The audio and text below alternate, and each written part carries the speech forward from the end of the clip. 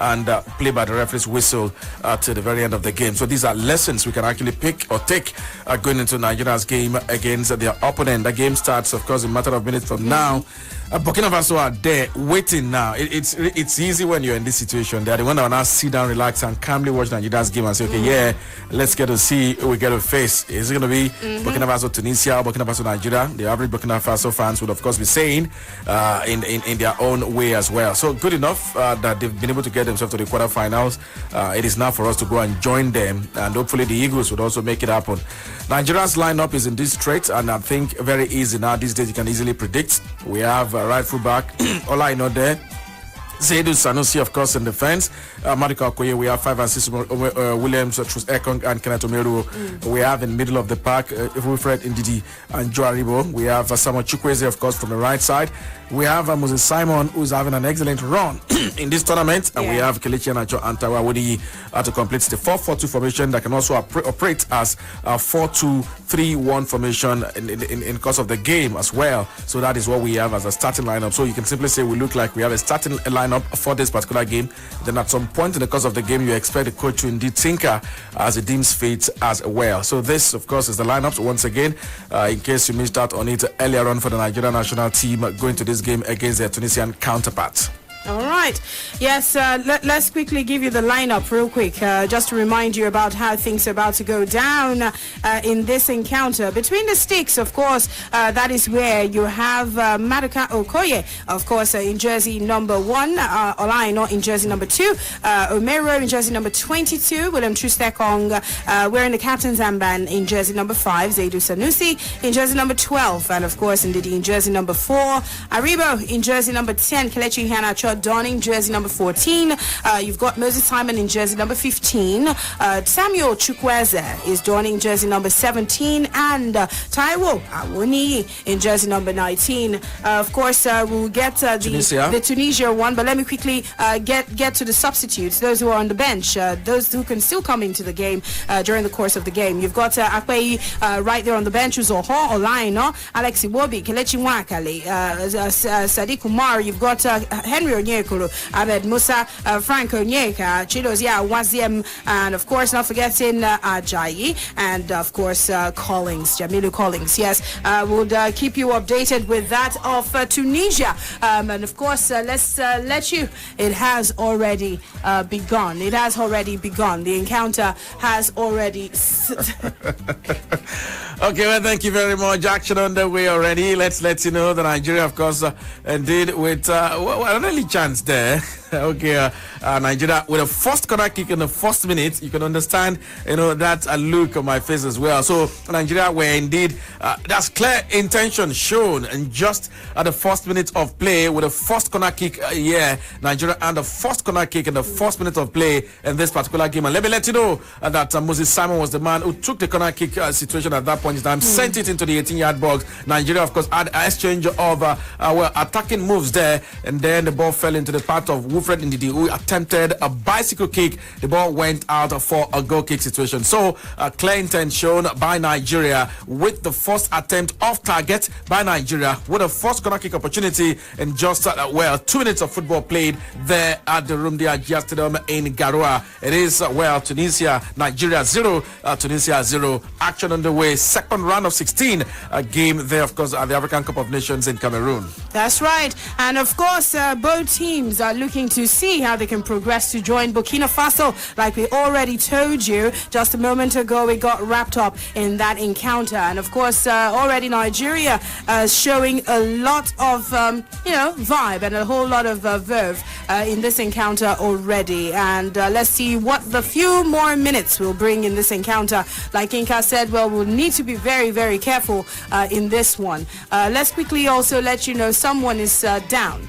Absolutely, yeah. His name Moses Simon is the man that has been brought down. They have a plan. Certainly, you can indeed say they have something clear-cut. They are aware of how impressive it's been so far. Moses Simon indeed was fouled. He actually got a ball, close to beating his marker, and the man tripped him, and the man had Victor Moses Simon down at that point in time for a Nigeria free kick and an opportunity to indeed launch one into the 18-yard box. Let me let you know the free kick was subsequently taken by Moses Simon, but then it was really to nobody in particular. The ball went out of play for a goal kick situation. That could have been better. It could not connect any Nigerian player. The ball went out of play for a Tunisia goal kick. It is 3 minutes of football played already. Nigeria have had a corner kick. Nigeria have had a free kick. Nigeria have had a shot on off target. And perhaps you can also say that maybe would have been a ball out of play, but then really not to threaten. It was a clear shot off target at that point in time.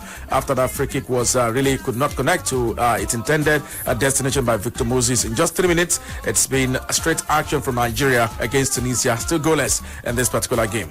All right, and of course, the man who is officiating this encounter is actually tagged a controversial referee, the Senegalese referee, Malgueta Ndiaye. He has been appointed, he's the one who is actually in charge of this game right now. He was allegedly dubious in handling and awarding penalty during the 2022 FIFA World Cup qualifier. I'm sure you remember the episode that happened between Ghana and South Africa. He was the one who actually officiated that game, and of course he's the one in charge right now. The Senegalese not doing badly so far in the encounter. Well, let's let you know throwing situation to Nigeria. Victor, so he's saying Victor. Why is Victor keep coming? Victor, you're the one confusing me. He has something again. Okay. Moses Simon with a dazzling run. Well, thread the ball straight to the part of Taiwa Winnie there, but then the ball was well checkmated and the ball went out of play for a Nigeria throwing at that point in time. Nigeria with a throw. Indeed, it was taken. Nigeria once again attacked through the left flank, but then Tunisia defended so well and ensured that danger was averted right at that point in time on the 4th minute of play. It is Nigeria 0, Tunisia 0. For whoever is watching out there, Nigeria are the home team for this particular fixture. Tunisia are the away team at this end as well.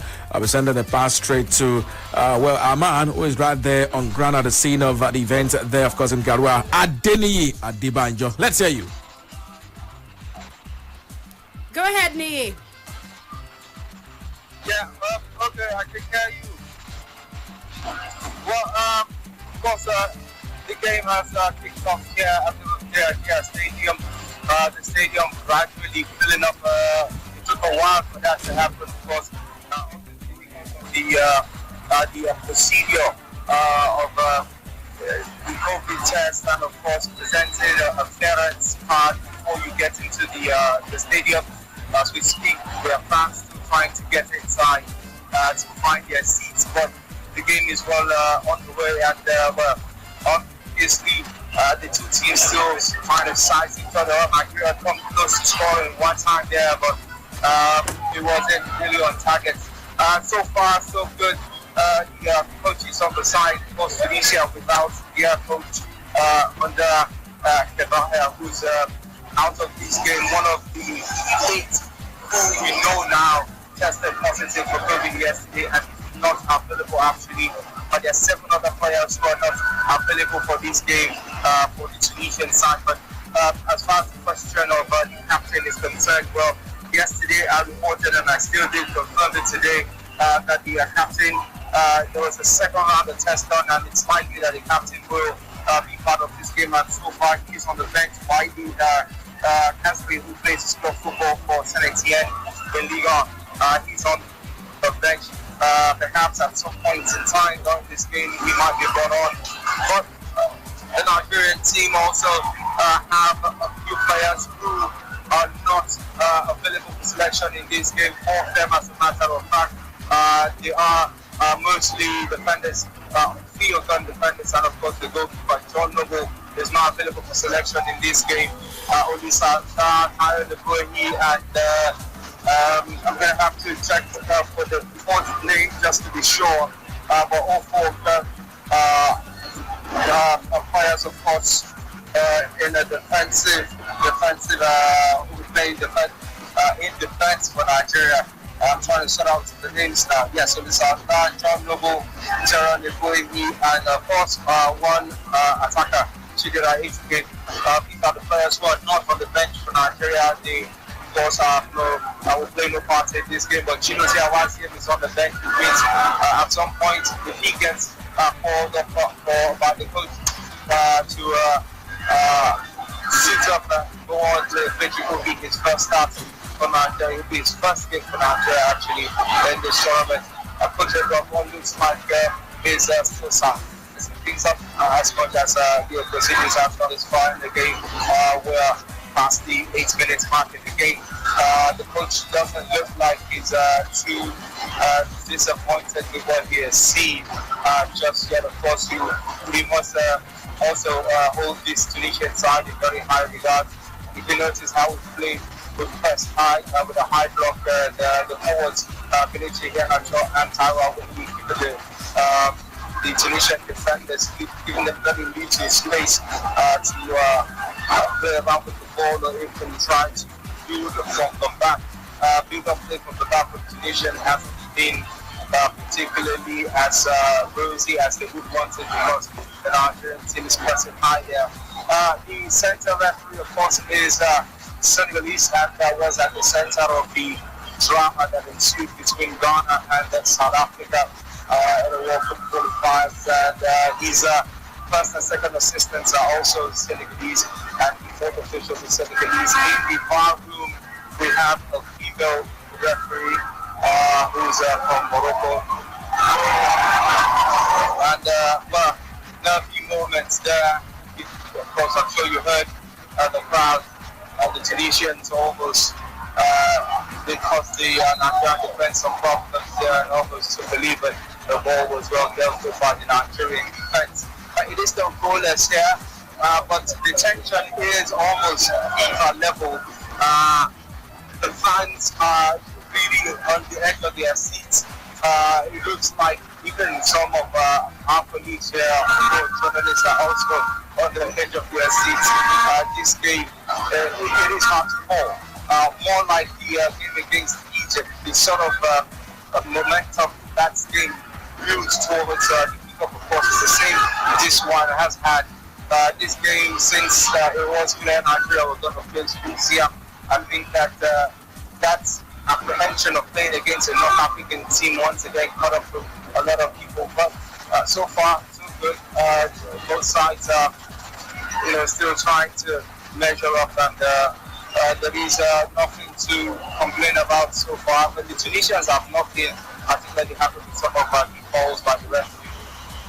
One time there was when they thought they had the upper hand and the foul was committed.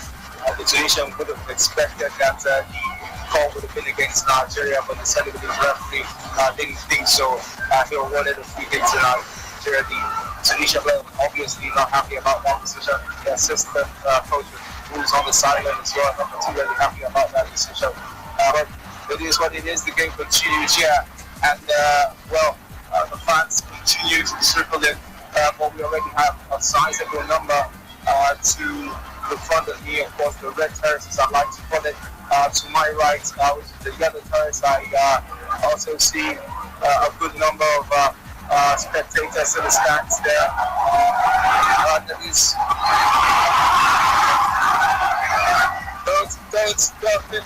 Don't celebrate just yet. It wasn't a goal. The ball came off a Tunisian player, and Nigeria gets a second corner kick of this game. The green side, as I was posting earlier, on the green side of the stadium, which of course is to my left. There are fans also there packing that half of the stadium up. We could have,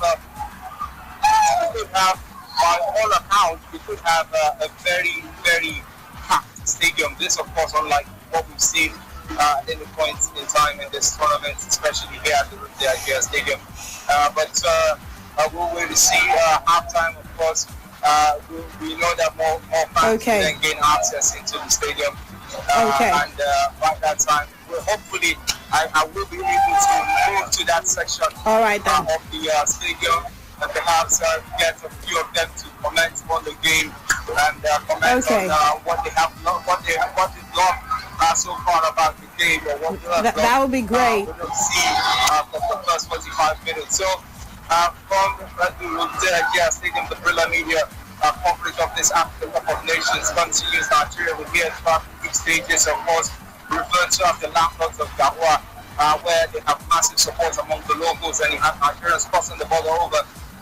All right. Thank you very much. Thank you very much, Nii. And of course, all the way from Garua, just giving us the update on that game and how things are going down. We're still going to get more updates anyway. And of course, Yinka will provide us with some. Well, absolutely. Yes, corner kicks upon corner kicks. You can simply say keep coming in numbers for Nigeria. Third corner kick. But then something happened before that. Yes. Talking back to the 10 minutes. Tunisia had their first real opportunity. Montasir Taibi, of course, was the man who actually got himself in a very good position inside the 18-yard box of Nigeria, and his effort was indeed really on target. It was saved. The ball unleashed a shot which was brilliantly blocked by a defender. The ball indeed fell to the path of Olaino, who was there. Released the ball to Samuel Chukwueze. Chukwueze attempted to dribble, missed at that point in time, and the ball, eventually was a pass that Tunisia player was adjusted to push the Nigerian player. The ball was a free kick to Nigeria. Thereafter, Nigeria launched in an attacking move through the left flank. It was indeed a ball sent in by Moses Simon. It fell into the path of Joe Aribo, who indeed turned his marker and with the left leg indeed unleashed a shot that would have been goal bound, but then was blocked by the Tunisian defender. The ball rolled out for Nigeria's second corner kick at that point in time. It was taken, and when that ball was taken, it fell into the path, but then it was too weighted to the path of William Trus Ekong. Ekong got the ball, tried to indeed control, could not get the control right. The ball went out of play, and then after Nigeria once again built from the rear, and it was another attacking move. The ball resulted into Nigeria's corner kick once again for the game's third corner for Nigeria, but then really still would not be able to make it count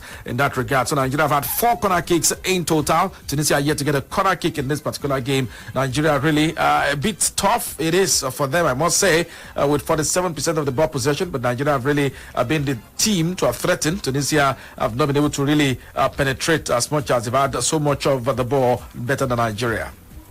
Yeah, there was actually a little case of the ball touching the Tunisian defender's hand when he tried to clear from one of the corners, and you wonder why VAR didn't check it. It touched his hand when he tried clearing the ball, came off his leg and then off his hand and went out for a corner. So that should have it was a moment because the referee paused as if he was listening to instruction from the VAR guys, and then he just went and pointed for a corner for Nigeria. I mean, one will not say that it was not a valid case. Probably should have been checked, and then we'll see if it gives us any chance of any sort at all, and let's see what we do. But in the meantime, we're still pretty much in their half. Nigeria, of course, making sure that the Tunisians don't come out and making the early pressure count. I hope, for the sake of the amount of pressure we're putting on them, we're able to crack it. But basically what they have been able to introduce in this game so far is the low block in the final third. The moment they have like 2 lines of defense, the moment we approach the defense, you see their midfield drop deep, and then the defense is a few meters behind the midfield. So what that means is that the moment you wriggle your way past the midfielders, you find the defenders almost closing you down almost immediately.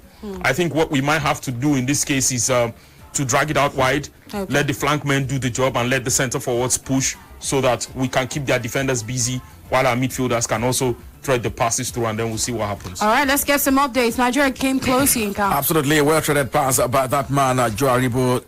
Grounder to the Russian part right wing from that man, Samuel Chukwueze, who had the defender to beat, tried to indeed dazzle. The defender was not coming, decided to go with an Inafuso pass with the left leg. It was actually a Naza Park pass with the left leg of that particular man. It was to connect Kelechi Iheanacho, but then the defender saw that very well, missed it.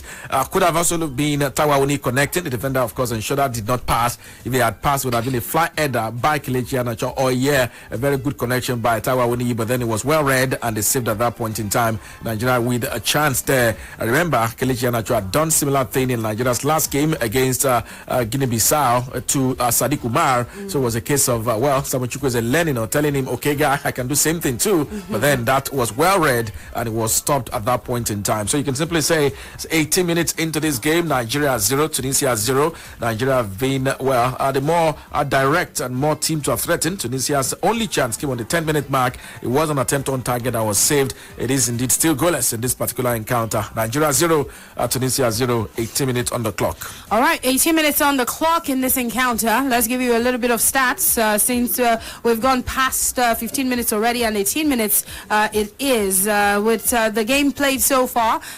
With just what Yinka just said was the team being more direct so far and more dominant. So it is 51% ball possession for Nigeria and 49 for Tunisia. Goal attempts seen in the game so far has been 5 goal attempts. Four of that has been actually for Nigeria and 1 for Tunisia. Shots on goal has been 1 for Tunisia and of course 0 for Tunisia. Of course, for shots off goal, it's been 3 that Nigeria has gotten so far, none at all for Tunisia. The shots that have been blocked thus far in the 18 minutes going on 19 minutes played in this encounter has been none at all from Tunisia, but 1 from Nigeria. 7 free kicks has been seen so far since this game got started. 4 of it has been for Nigeria and 3 has been for Tunisia. For the corner kicks done so far, Nigeria has had more corner kicks and Tunisia has not even had a single corner kick in this encounter. 4 of it belongs to Nigeria, while offside, it's not nothing has been ruled offside just yet in this game. Throw-ins 4 for Nigeria and 1 for Tunisia, and of course there's been a goal save, a goalkeeper save by Nigeria, and of course fouls committed so far, 5 of it with 19 minutes on the clock going on 20, with the fouls being 6 fouls so far, 3 apiece. That's 3 for Nigeria and 3 of course for Tunisia. With passes done so far, you've had a little more from Tunisia, 94 passes so far from Tunisia, and of course you've got 92 from Nigeria. And let's inform you that the first yellow card has been seen in this encounter, and of course the referee Ndiaye has given a yellow card to Kelechi Iheanacho. Absolutely, Kelechi Iheanacho was put on the run, could not mark his marker, was indeed left hand. Okay, Kelechi Iheanacho with a left hand, skilled with that, fouled the attacking player, and it was adjudged to have indeed committed a direct an offense for what could have also been a goal-bound move. Really what happened was, before that there was a beautiful run, a pass interchange of passes. Olaino overlapped forward a bit, of course combined well with Samuel Chukwueze, then drove the ball inside, passed the ball straight in. The ball delivery was well marked, Nigeria could not connect, so that opened up space for that too. Kelechi Iheanacho was there to ensure that he simply covered up for Olaino's attacking move. So the Tunisians wanted to take advantage of the space left by Olaino, and Iheanacho could not catch up pace with the man who had indeed put the ball on the run, and he fouled that man, player at that point in time. And the center referee felt it was a direct offense, and he gave him a yellow. Iheanacho pleaded, but then fell on deaf ears. A yellow card was indeed issued right against Nigeria on the 20th minute mark of this particular encounter. So it's 21 minutes on the clock.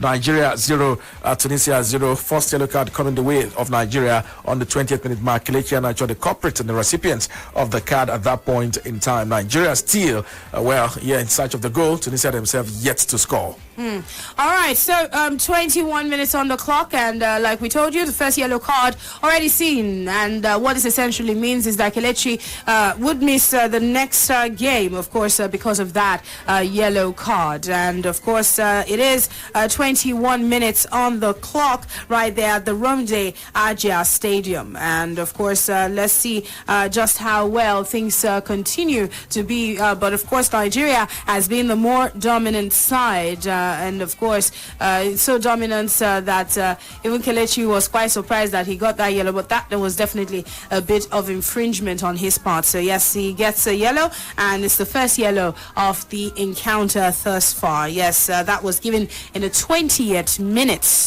by the referee, Ndiaye, who gave that yellow to Kelechi Iheanacho right there at the Romde Ajia Stadium in Garua.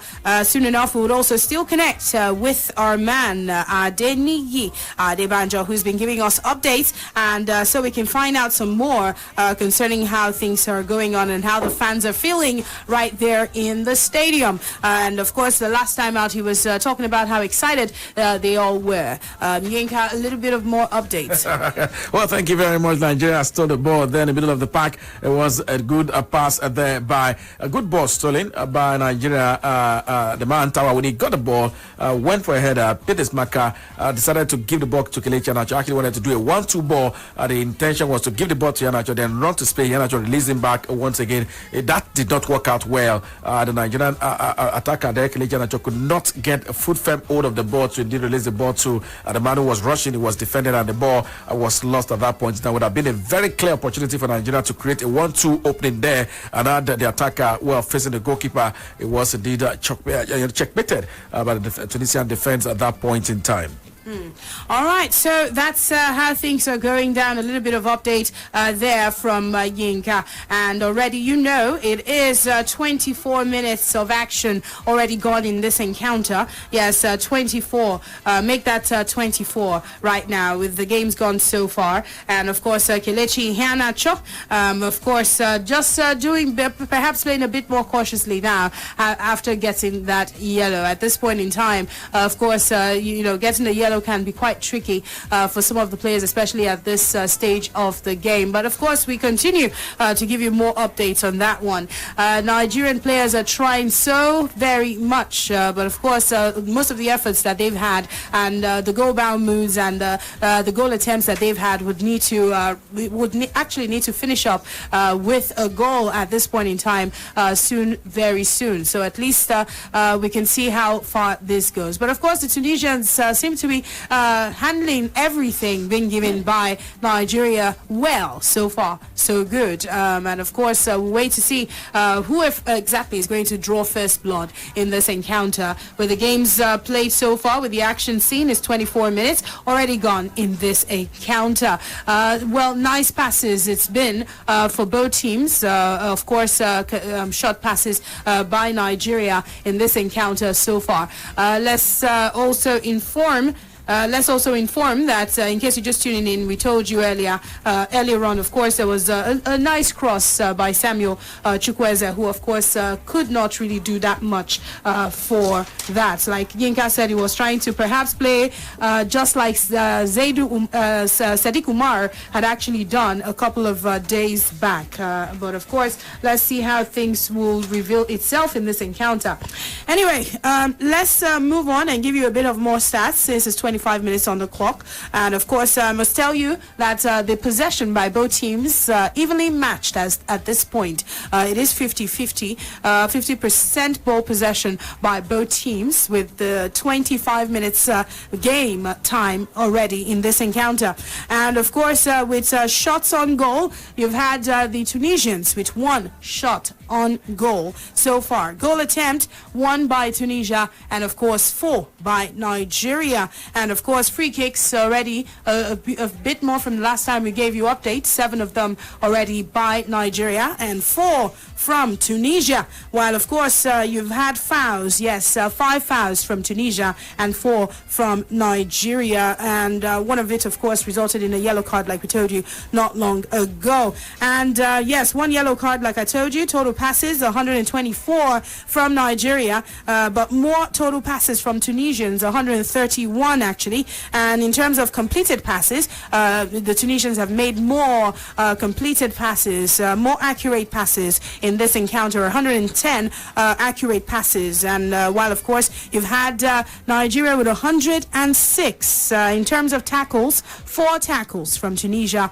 while 2 from Nigeria. And of course attacks so far, 33 from Nigeria, and of course 28 from Tunisia. While of course in terms of the attacks that have been dangerous in this encounter so far, it's been 16 dangerous attacks from Nigeria, and of course 5 from Tunisia. These dangerous attacks, well, I guess we would need to also take it easy and be more careful. But of course the Tunisians, yes, of course, trying to keep up in some way with Nigeria so far in the last couple of minutes. Well, absolutely. Yeah, 26 minutes played. It is still goalless, draw, still goalless in this particular encounter. But let me let you know, tracking back, 28 minutes played already. To the 26-minute mark, Nigeria had a back-to-back attacking move from the left side.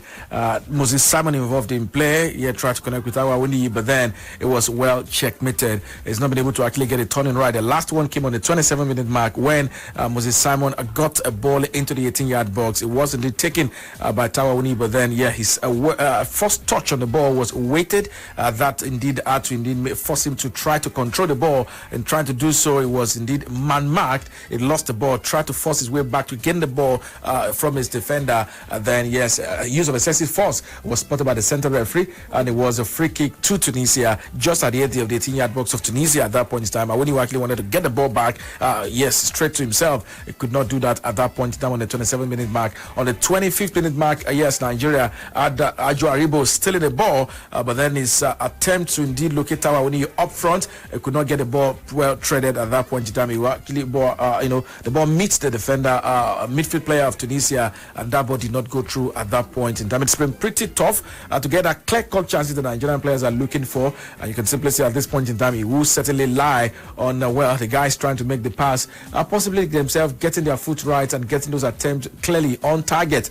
Maybe, yes, Awuni can now start looking at going for rebounds. But then, after 28 minutes of football, Nigeria 0, Tunisia 0. That is the updates there in this particular one. Let's quickly take a look at some of the key moments in the course of the game, just so, paint pictures and give you an indication of what this game looked like for whoever is just joining this broadcast at this point in time. I will indeed let you know that Nigeria showed clear intentions as early as the opening 3 minutes with back-to-back action with a shot off target. Wilfred Ndidi at that point in time with a corner kick. Moses Simon, of course, taking the corner kick at that point in time with a Moses Simon move in the first minute of play that led to that corner kick that Nigeria earned. So on the first, on the second, and the third minute, it was indeed back-to-back attacking move by Nigeria at that point in time. Tunisia had a major breakthrough on the 10th minute, did not result into a goal when Montasa Atalbi collected a pass inside the box and unleashed a shot, which was brilliantly blocked by a defender. Incidentally, yes, of course, it was William the man Kenneth Omeru who blocked that attempt at that point in time. On the 12th minute mark,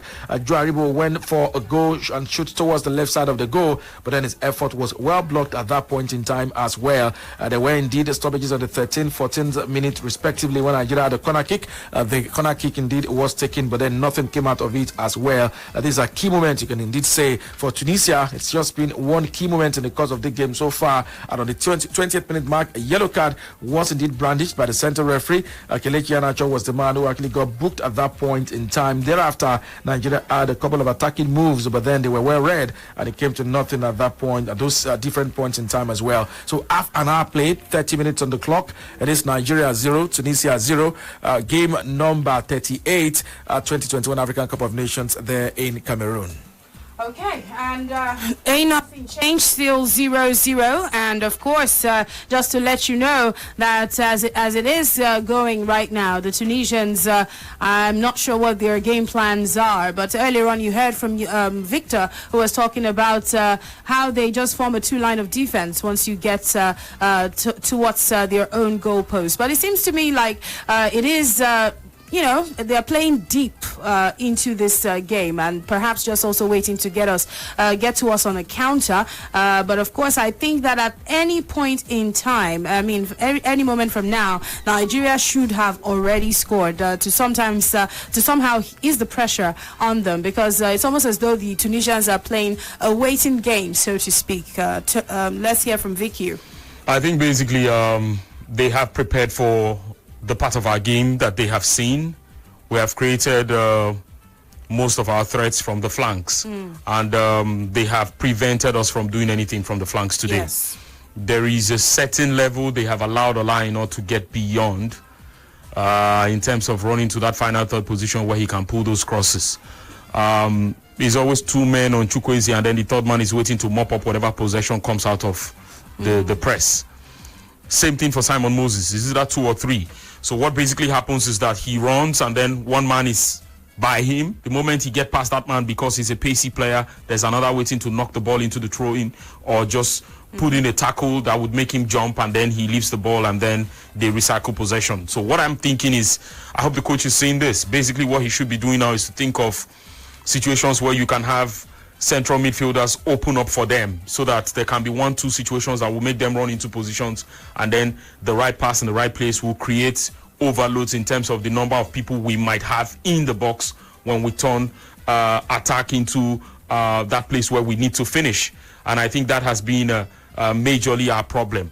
We have also been able to keep them at bay because of the fear of letting them get into the sensitive areas in order for them not to pull the trigger. We don't know what it will mean if we have to chase a game of this nature. So yes, credit to the guys and the coach for that, which they have been able to do. But I think it looks like we're putting too much energy, and then we're not showing that level of patience that we need to actually slide a pass through. There appear to be a bit of a slow play in terms of our build-up play and our transition to make the wingers finish.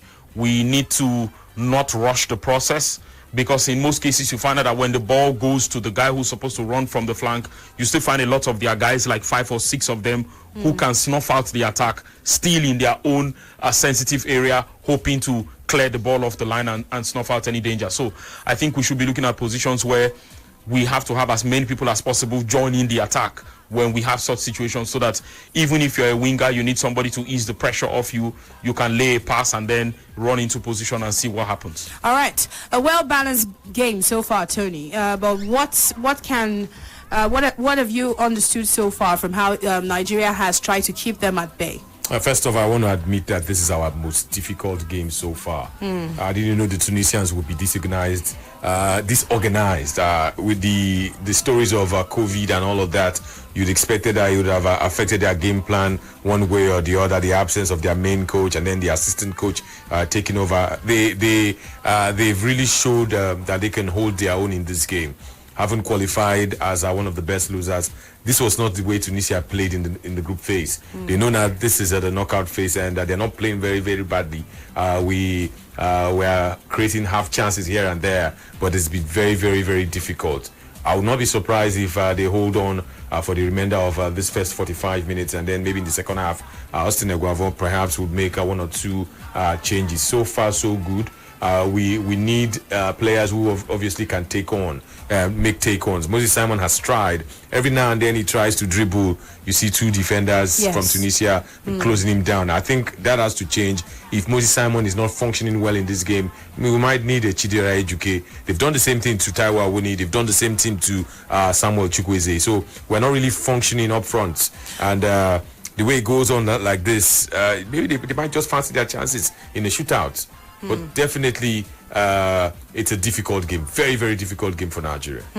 Yes, very difficult. And, of course, the Tunisians playing a conservative game and doing everything to make sure that our attack is quite blunt. Yes. Let's quickly get some updates from Yinka. 35 minutes on the clock. Nigeria 0, Tunisia 0. Once again, when Nigeria had an appeal for a corner kick on the 34th minute mark, he was turned down. Moses Simon was once again the man that was actually put through the left flank. A dazzling run once again. 2 men on him. Tried to indeed beat one man. The other man, of course, was there on the floor. The ball was indeed taken by Moses Simon. Moses Simon actually felt a corner kick should have come the way of Nigeria, but then his last leg was there. The linesman spotted that, and yes, it was a goal kick situation at that point in time when Nigeria wanted a corner kick in that particular encounter. But then thereafter, Nigeria once again attacked through the left flank, and yes, indeed, it was a corner kick and by Nigeria and the Tunisian. Okay, throw-in, yes, it was at that point in time by Nigeria, and it will indeed be a chance once again from the left side. It's been clear the wing play is what Nigeria wants to do, but then this has not really come up so well. It would have to indeed be the one that would have Nigeria once again trying to knock things off. So 36 minutes, free kick taken. It was indeed there into the 18-yard box, but then, yeah, Nigeria could not connect. The Tunisians defended so well and ensured the ball was out of play. Fell back to the Nigerian side and with a chance once again to recycle possession against the Tunisians. So it is 36 minutes of football played already. Nigeria 0, Tunisia 0. The updates there at the Room Day Ajia Stadium in Cameroon. All right, so that's how things are going. So far, so good. Like we told you, it's a well-balanced game, but it seems like the Tunisians have a game plan, 37 minutes on the clock, and of course, it is still Nigeria 0, Tunisia 0. Not a bad game so far for Ndidi and Joe Aribo. Talking about Aribo, well, if you actually get to ask Joe Aribo, he will tell you any day, any time, his best memory wearing the colors of Nigeria has to be when he made his debut. Yes, he scored on his debut against Ukraine, and he wore a jersey number 10. He wore the jersey number 10 that when he scored against Ukraine, and that was his debut.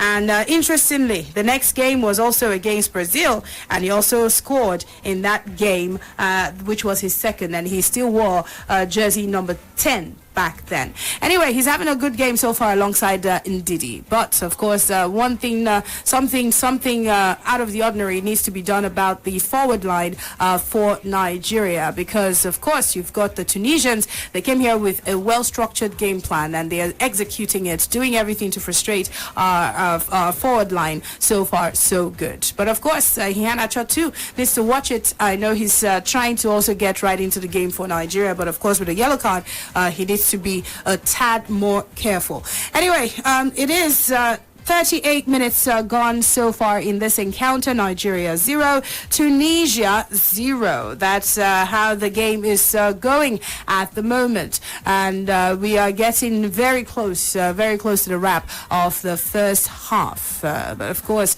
it still remains to be seen who exactly will score in this encounter. I can tell you that it's hard to tell which of the two teams would actually score first. It is quite balanced. You have the Nigerians who have been able to also handle their self well. The Tunisians playing really, really well, much more than they have so far in this competition. But of course, it's a tough one, as anticipated by Coach Iguavoin, and indeed very tough. The pace is quite drab, but of course well understood because of the kind of way the two sides are playing. All right, so it is 39 minutes. Make that 39 minutes on the clock between Nigeria, Tunisia. Nigeria 0, Tunisia 0. Let's get some updates from Yinka. Well, absolutely. It is 39 minutes. Nigeria 0, Tunisia 0. Let me let you know that, indeed, it was Nigeria once again involved in play. Exchange of passes in the middle of the park, throwing being contested and fought for as well. Tempers, or you want to say emotions, are also running very strong there. A couple of midfield things and arrangement being made by players as well. But then Nigeria, yes, eventually had the ball back in play. Nigeria, of course, had a chance to attack through the right flank. It was indeed out of play. It resulted into a throw-in to Tunisia, taken as well, and game restarted once again at that point in time. So let's let you know, possession, of course, Nigeria will have the chance to recycle things from behind and indeed attempt to do something in this particular one. It is Nigeria 0, Tunisia 0, and 40 minutes on the clock. That is the update there. And for this particular one, the Tunisians also indeed had a fair measure of things. Let's let you know that the current ball position for both teams stands at 50-50 after a long-range effort by Tawawuni. Of course, he received a good pass, which was went off the right post on the 39-minute mark. He actually attempted something that came to nothing at that point in time. So, 40 minutes played. Nigeria and Tunisia are still square in this particular game, and it's just been exchange of passes here and there. No clear-cut opening, no clear-cut penetration, no clear-cut chance in the last 3 minutes of this particular encounter.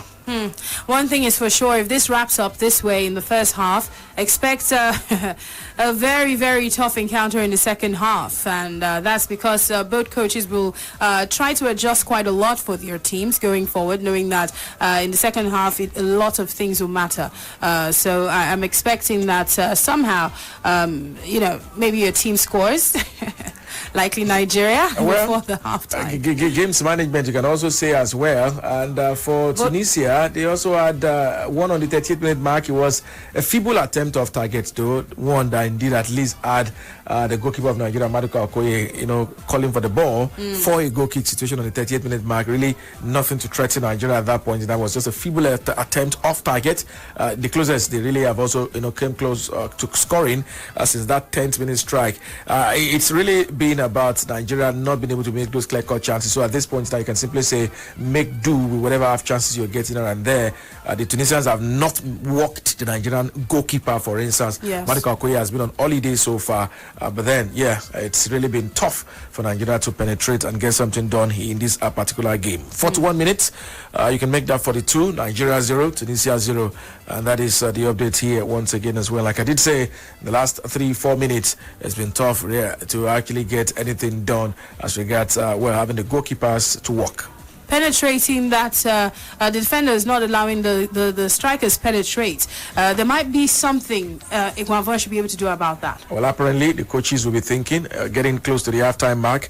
These are the minutes you don't want to concede. Marked. Yeah, you don't want to concede a goal at this point in time. Then you try to look at how to tinker or strategize going to the second halftime break, coming back stronger and better into the second half of this particular game. But then, key players you can actually pick up for Nigeria in this game. Joe Aribo has been involved.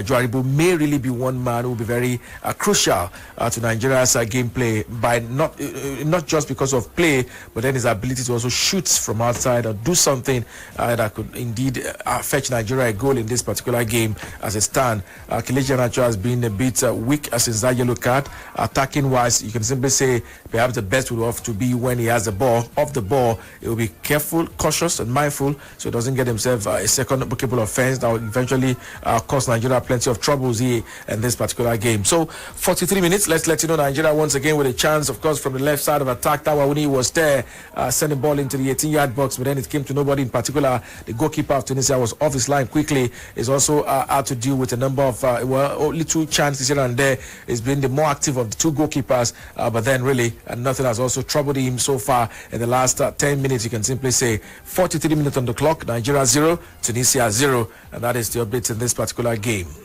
All right, very soon we'll be going to Garua.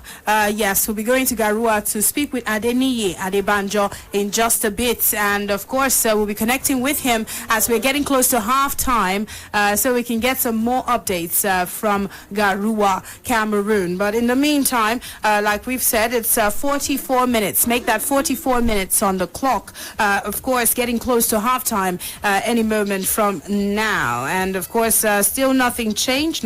Nigeria 0 and Tunisia 0. And of course, there's been a whole lot of game plan, and I'm sure the Tunisians, you can actually tell that they have followed how Nigeria has progressed so far in the tournament and thwarted every effort from the wing play of Nigeria. I can almost imagine how frustrated Moses Simon must be in this game. They did their homework. Yes, what they've done is what you do in drafts. I'll leave you to chop one, I'll take the other one. So it's like they've done that very well. Just put 2 men on him, let him dribble one, mop up the other man, free man, mop up whatever comes. Or that's why we've had plenty of throw-ins. So it's a case of if I'm not able to clearly dispossess you of the ball, take it away, and it becomes a throw-in. And then when it comes to throwing, we fall back once again to defend properly, and that has been the situation of things so far in this particular game. All right, so getting close to the halftime mark, and of course it is still Nigeria 0, Tunisia 0 right about now. Yes, and of course it's halftime. It is halftime. It's halftime. Nigeria 0, Tunisia 0. Our first 45 minutes of this game have come and gone.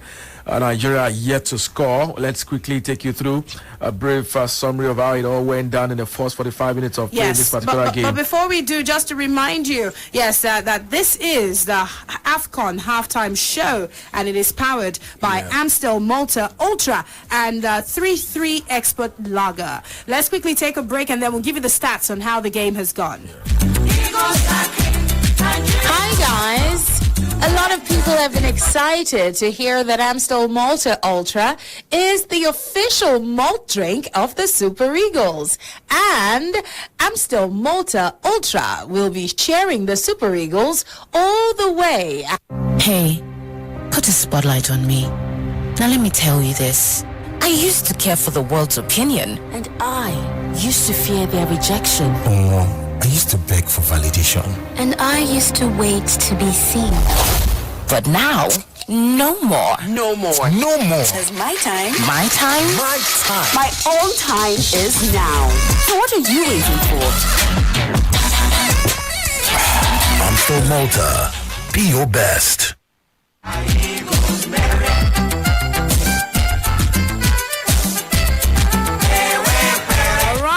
Sports Radio Brila FM. We're still right here in the building, and of course you are listening to the AFCON halftime show powered by Amstel Malta Ultra and 3-3 Expert Lager. All right, so let's give you the stats. Okay, absolutely. Thank you very much. First 45 minutes done and dusted, but then let's take a look at what the stats look like in the opening 45 minutes of play. Nigeria had 51% of the ball possession against Tunisia's 49 in this particular game. Goal attempts in total for Nigeria 4, for Tunisia 2. Interestingly, no shot on target for Nigeria, one shot on target by Tunisia, and that was the ball, yes, by on the 10-minute mark by Mantasab Talbi, that indeed was blocked by Kenneth Omeru, and ensured Nigeria still had their clean sheet intact in this particular encounter. 3 shots off goal for Nigeria, 1 off a target for Tunisia. The shots off target for Nigeria, we had Wilfred Ndidi with a beautiful bicycle kick at that point down that went out of play.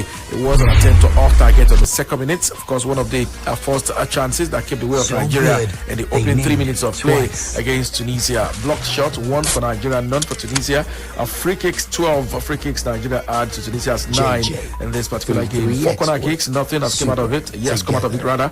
Tunisia yet to have a single corner kick in this particular encounter. Throw-ins, plenty of them. 10 throw-ins in total to Tunisia's 3 in this particular game. Well, Madika Okoye had 1 save, and Kukiba of Tunisia had no save so far in this particular encounter. So it's really been far in between. Chances have not been as much as you would have expected. The Tunisians have been very, very compact in this particular encounter. It is Nigeria 0, Tunisia 0. Half time there, of course, at the Rumde Ajia Stadium in Garoua. All right. Yes, we'll be taking some reactions soon enough. But of course, this is the AFCON halftime show powered by Amstel Malta Ultra, like you know, and 3-3 Expert Lager. Yes, Amstel Malta Ultra is the official malt drink of the Super Eagles, and 3-3 Expert Lager is the official beer of the Super Eagles. Let's quickly get to hear right now from the brand manager of 3-3 Expert Lager, speaking some more about the brand. I work with Brila, and for clarity, I would like you to introduce yourself. Okay, my name is Rexato Danieke. I'm the brand manager at 3-3 Exports. So, 3-3 Exports is the official beer of the Super Eagles, and for us, it is about activating, the shared passion for football in Nigeria. It's one thing, the biggest thing that unites us as a people, and then it's always about the consumers, to connect with them and then to excite them, refresh their experience, make sure that at the end of the day, they have fun while enjoying what they know how to do best. Obviously, it's all about giving to the people and also sharing the love for the beautiful game of football.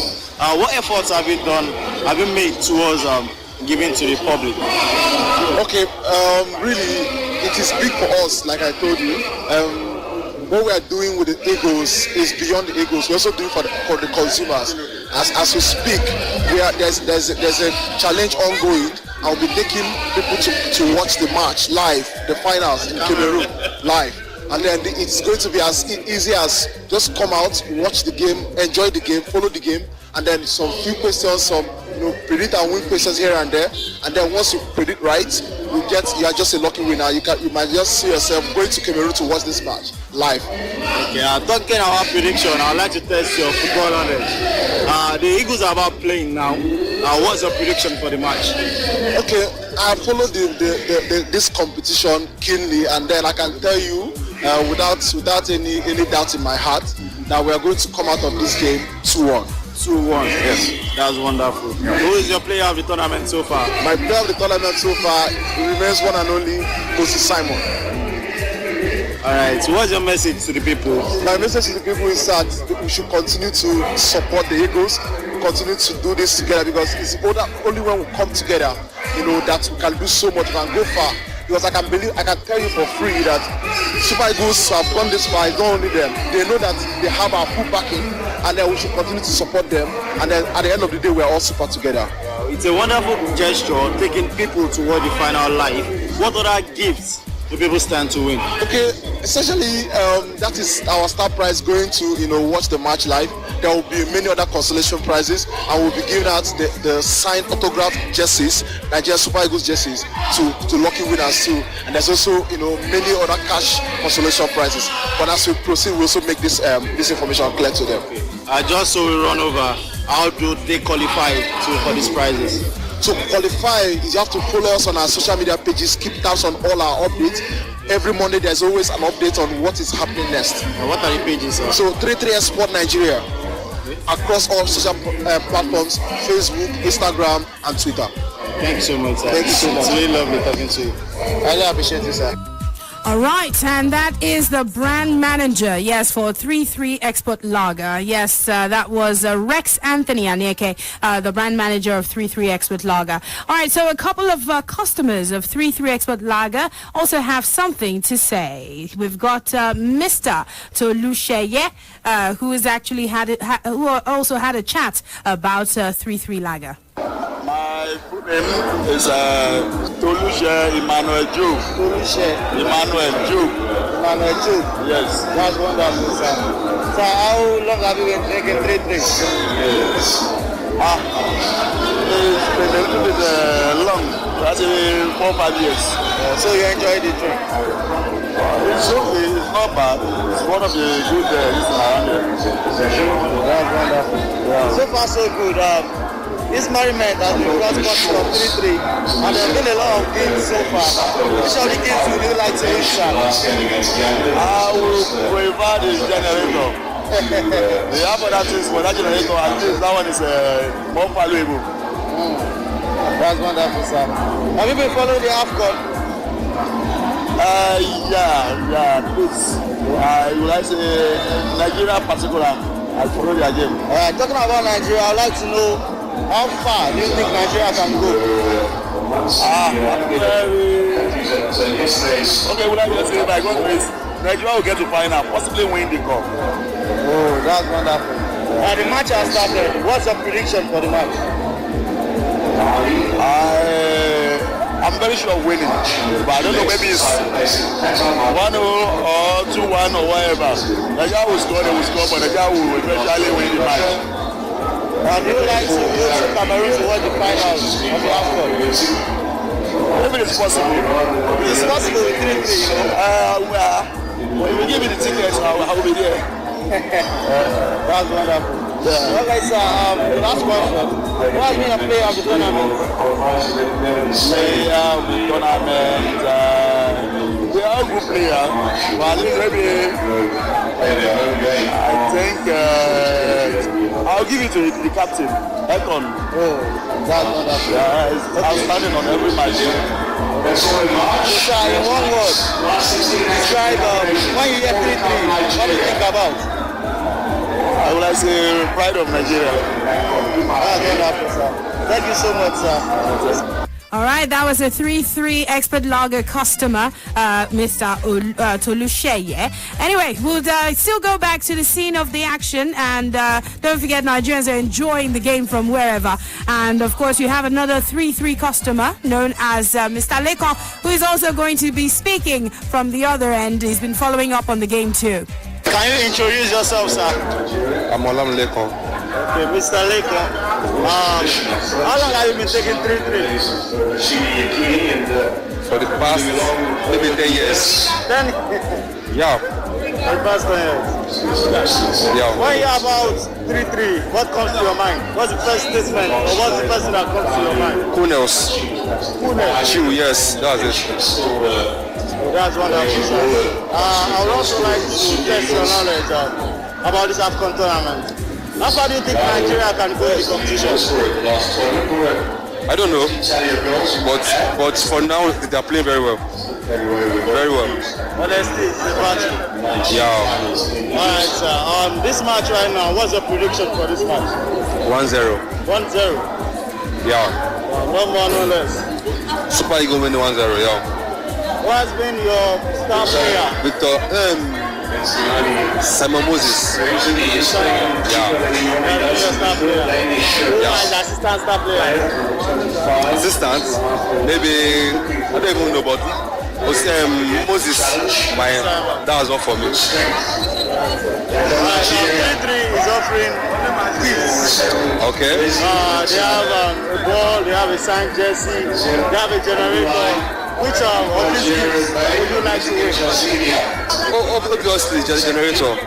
Generator? Yeah, obviously. Okay. Would you love to go to Cameroon to watch the AFCON finals? Yes, I would love to. I would love. Okay, you know, 3-3 can provide that to you. If they come, sure, I would love. Thank you so much, sir. I really appreciate it. You're welcome. Okay, all the way. You just heard from a 3-3 expert lager customer who is really excited and is hoping that he can be one of the winners who could actually win that great opportunity to be there for the finals of the Africa Cup of Nations. Yes, courtesy 3-3 expert lager. But anyway, this is the AFCON halftime show powered by Amstel Malta Ultra and 3-3 expert lager. Let's get some word from Amstel Malta Ultra. Hey, put a spotlight on me. Now let me tell you this. I used to care for the world's opinion. And I used to fear their rejection. I used to beg for validation. And I used to wait to be seen. But now, no more. No more. No more. It's my time. My time? My time. My own time is now. So what are you waiting for? Amstel Malta. Be your best.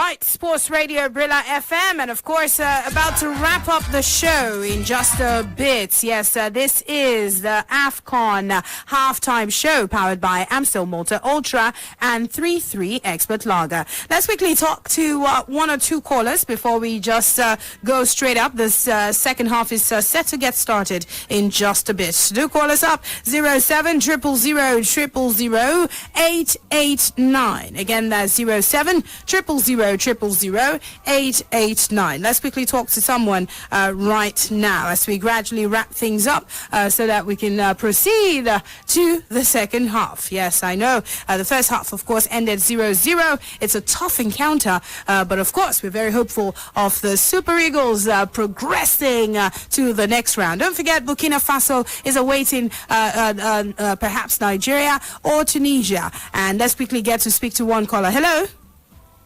Hello. All right, I think you should call us back. Sorry about that. Do call us right back. And, of course, we will wrap things up right now. Thank you so much. It's been the AFCON halftime show powered by Amstel Malta Ultra and 3-3 Expert Lager. It's game time at Cameroon. The Super Eagles are ready. Gather round. Stand your ground. Let's cheer them on. With the cool, refreshing taste of 3-3 Export, the official sponsors of the Super Eagles. Team up for Niger. We are super together. 3-3 Export. Taste that unites. Not suitable for persons under 18. Drink responsibly.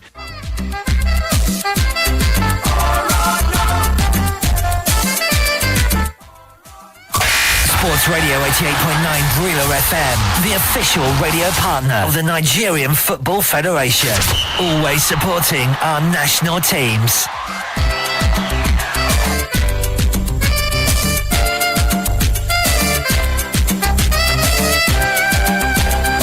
Okay, right back at you, and it has begun. The second half has started. Let's hope that it will be a lot different from how the first half actually went. Yes, second half is underway.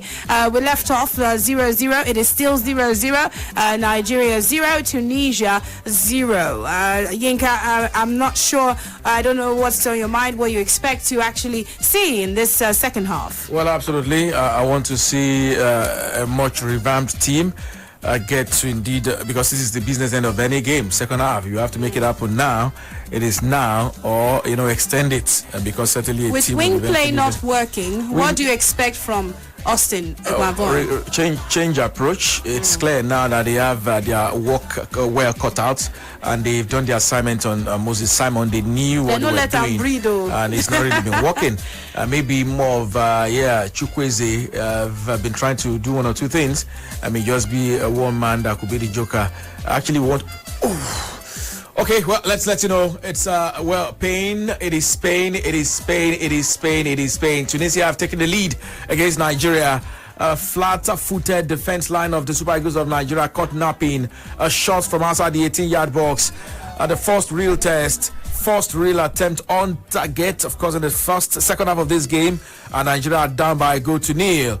Maduka Okoye tested, could not hold on to that. It was a shot by jersey number 7 for Tunisia, and Tunisia have themselves in the lead. Flat-footed, caught napping. The Nigerian team should have done better with that. Indeed, had 3 men blocking him. The goalkeeper really had it tough, and he was caught napping. Could easily have actually saved that at that point in time as well. The ball bounced just before it got to him, and he could not hold on to that particular effort. A shot released, had 2 Nigerian defenders in front.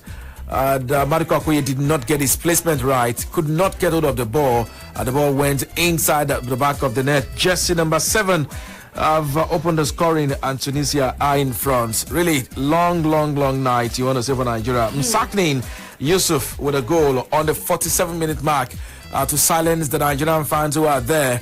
And this is really real work for the Super Eagles of Nigeria, who must respond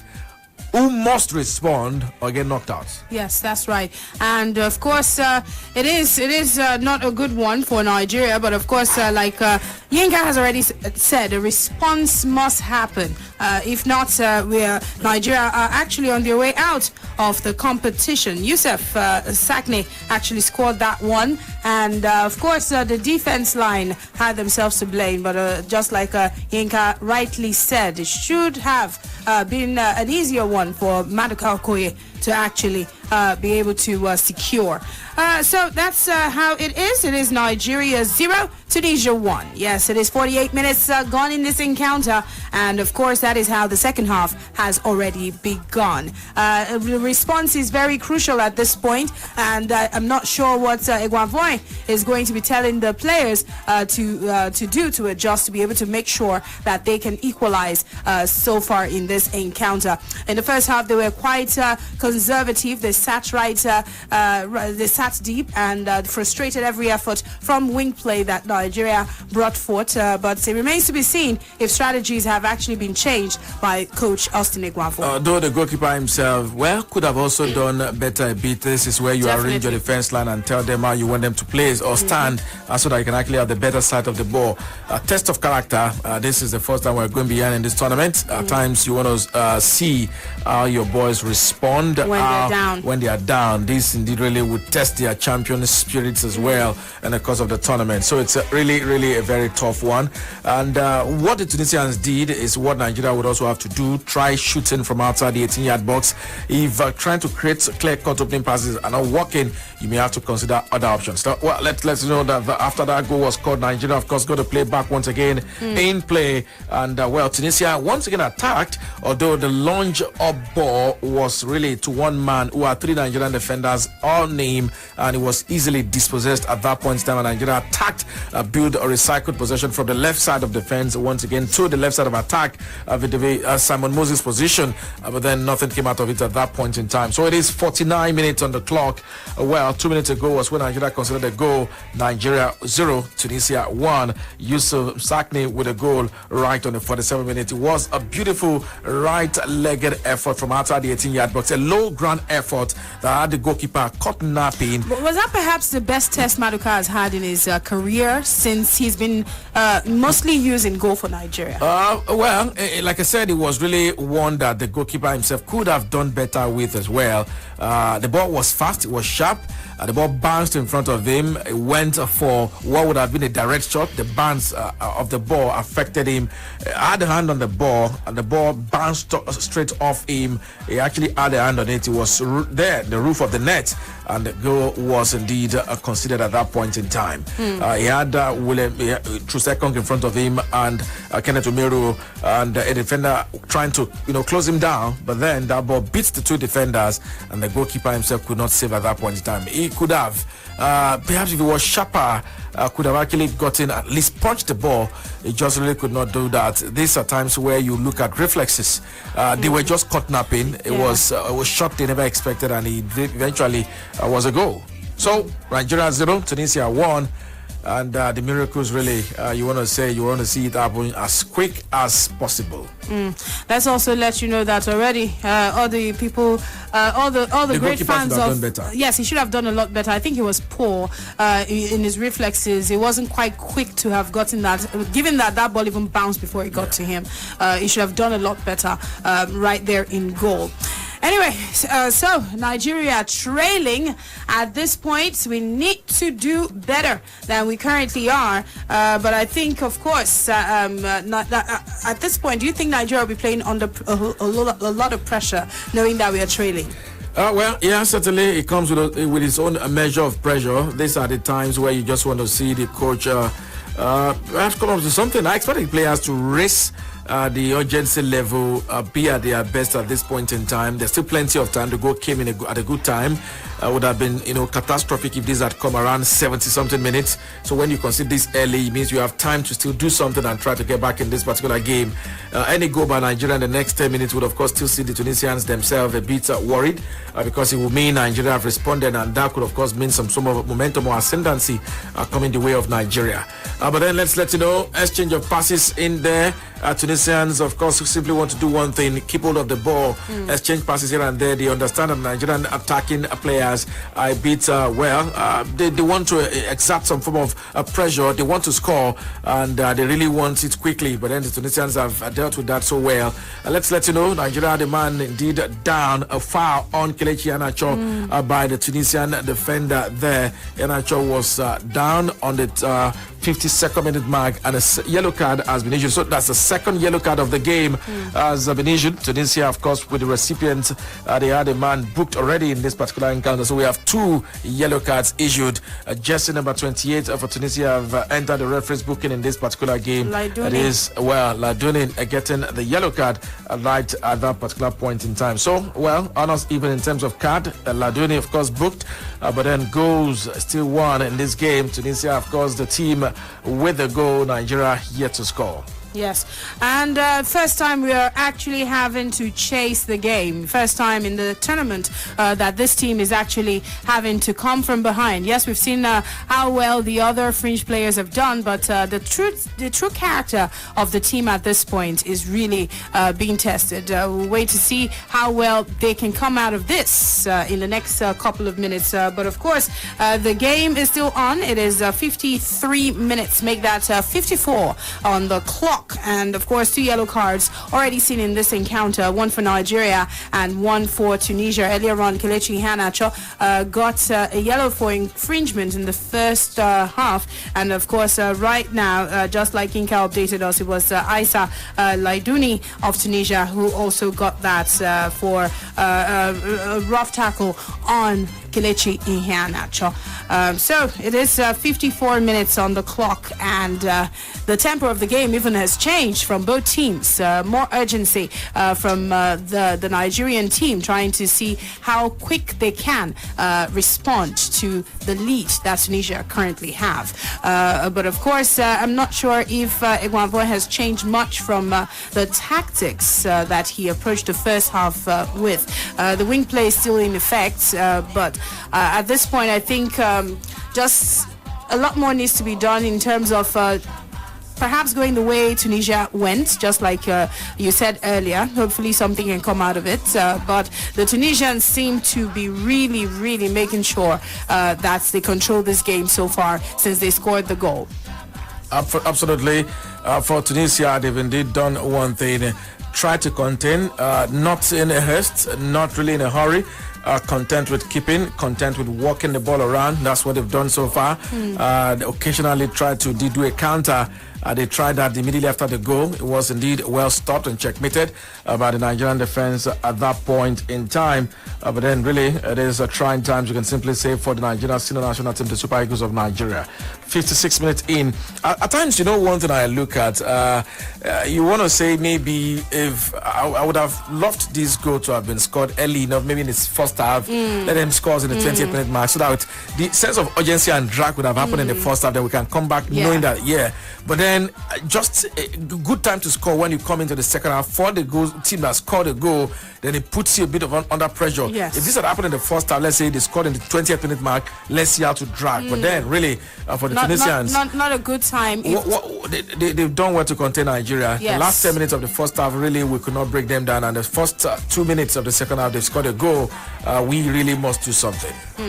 And do something we must, because so far, even though Nigeria has been trying to get into their own half so far since they scored the game, but the Tunisians already are doing better than they did in the last 10 minutes of the first half.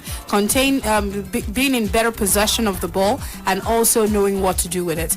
Anyway, it is a couple of minutes gone, 56, make that 57 minutes gone so far in this encounter.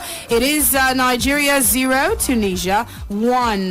That is how things are going right now. And of course, no changes made so far in this encounter. Perhaps very soon we might be able to see one happen for any of the teams. Absolutely. Well, let's let you know for this 58 minutes on the clock, Nigeria had an attacking move from the left side. It was indeed a pass made. I suppose someone expected that the ball was going to be inwards, but then it was outward and the ball rolled out of play. Nigeria lost the opportunity. The ball turned to a goal kick situation where would have been an attacking move for Nigeria to indeed send a crossing. It went out and rolled out for a goal kick. And let's also let you know, substitutions certainly, of course, are being planned by Nigeria's coach. This is indeed to tell you that, something must give, something needs to happen, and sub are being prepared by Nigeria Super Eagles in this particular game. Okay. All right. Yeah. So, and of course, that's how it's going so far, so good. And Nigeria trying to see what they can do in this encounter to make the difference, to try to get level with Tunisia. But of course, yes, the substitution soon to be made. Just like Yinka had rightly said, some of the players have already started to warm up to get set to come right into this encounter. That might also signal, the point or the direction that the coach, Joseph Egwavoin's mind is going towards with his substitution that are set to be effected. So it is 59, almost 59 minutes on the clock. And of course, Nigeria is still trailing Tunisia. It is Nigeria 0, Tunisia 1 at this point. Yes, and of course, the man who actually got a yellow earlier is actually down on the ground, Laduni. Anyway, changes set to be made for Nigeria, and seems it could be a double one. Of course, we had our man who got a yellow card earlier on, talking about Kelechi Iheanacho, being taken out to be replaced by Alex Iwobi. And of course, it's been that's the substitution being made right now by Coach Terezo Egwavoin. Also, he has brought in. Peter Olayinka has been brought on as a sub for Kelechi Iheanacho. That's indeed to rejig things a bit in the attack line for Nigeria. Alex came in for Iheanacho. Alex for Iheanacho, and Olayinka, of course, came on as a sub as well in this particular encounter for the man Taiwo Awoniyi. So two-in sub made by Nigeria to rejig things up front. These are games at times you expect fringe players to try to make a statement and try to also warm their way into the heart of the coach and let the coach know that, you can actually rely on me as well. So we have 2 of 5 sub opportunities to done already in this particular game, and Nigeria certainly is still indeed the team chasing, trying to get themselves back into this tie before you can actually look at getting to win or possibly dragging it longer. Calm nerves need to be indeed well observed. Yes. There's still plenty of time. You can drag it beyond the 90th minute mark with a goal. You can win it with 2. I know it's going to be very tough to do that. It might be tough to keep a calm nerve. When I say calm nerve is, I quite understand. Sometimes when you start getting jittery, you start putting your legs wrong.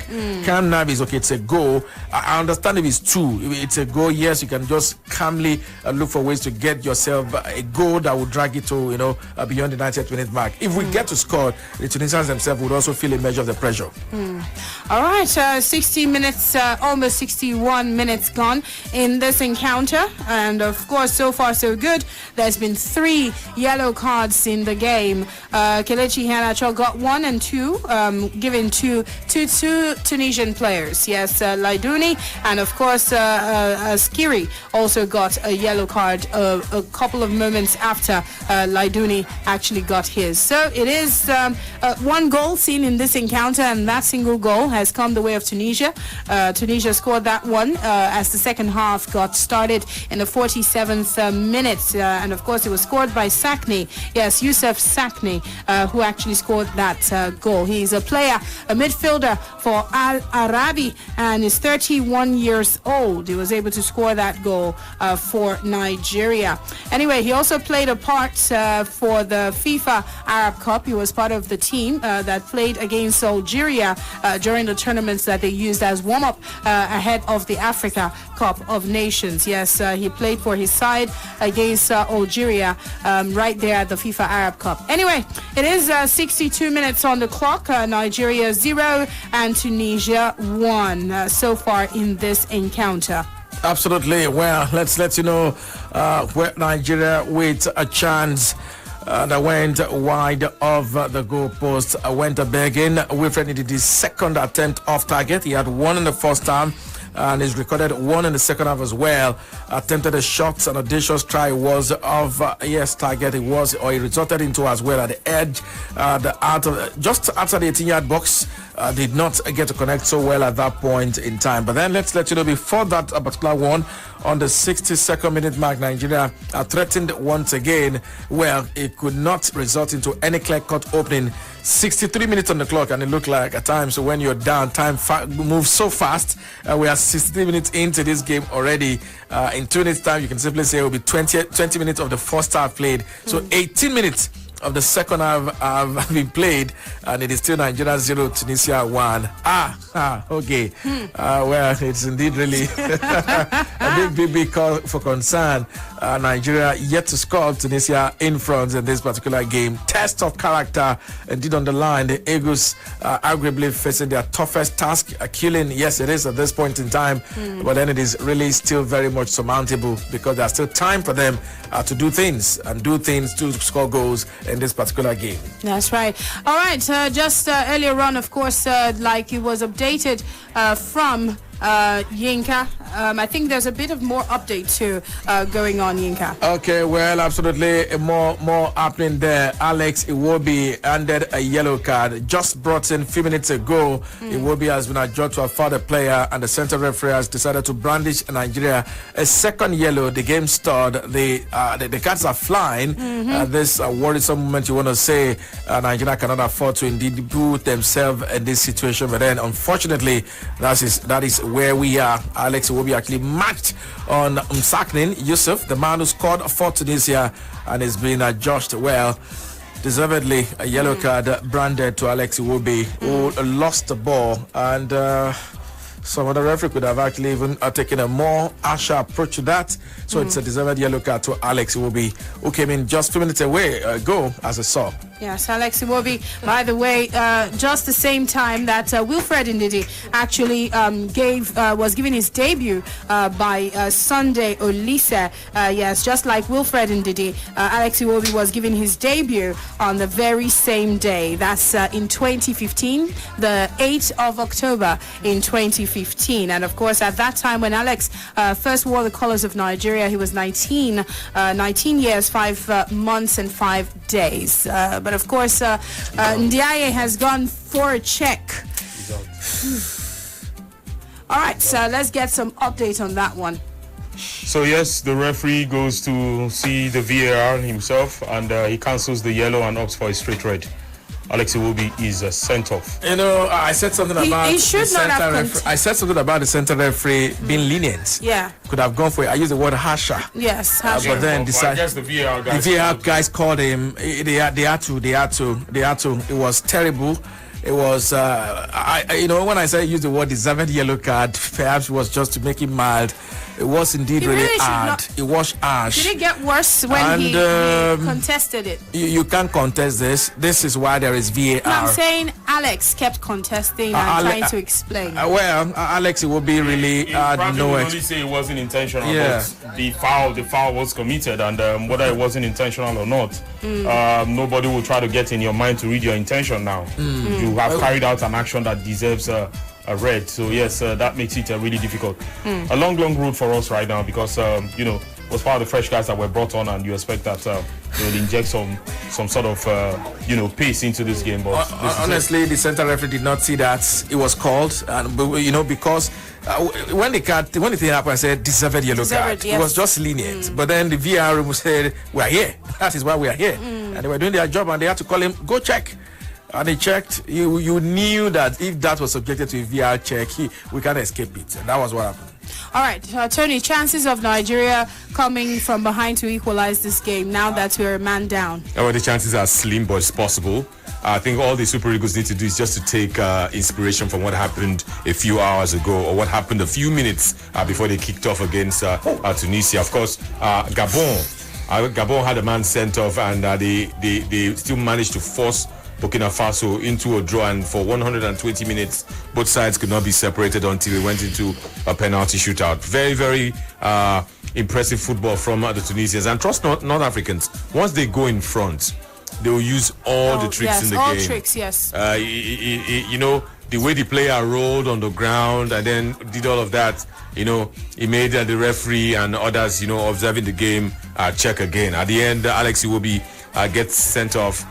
They are 1 goal up. They're exactly where they want to be. They can waste time, gamesmanship. It's just for the Super Eagles to respond. So far, we've not fallen behind in this tournament. This will test the mettle of the players. This will test the mettle of Austin Cereze Guavon. What was hard or was difficult before has been made more difficult with the expulsion of Alexander Iwobi. I think one thing is clear in this game.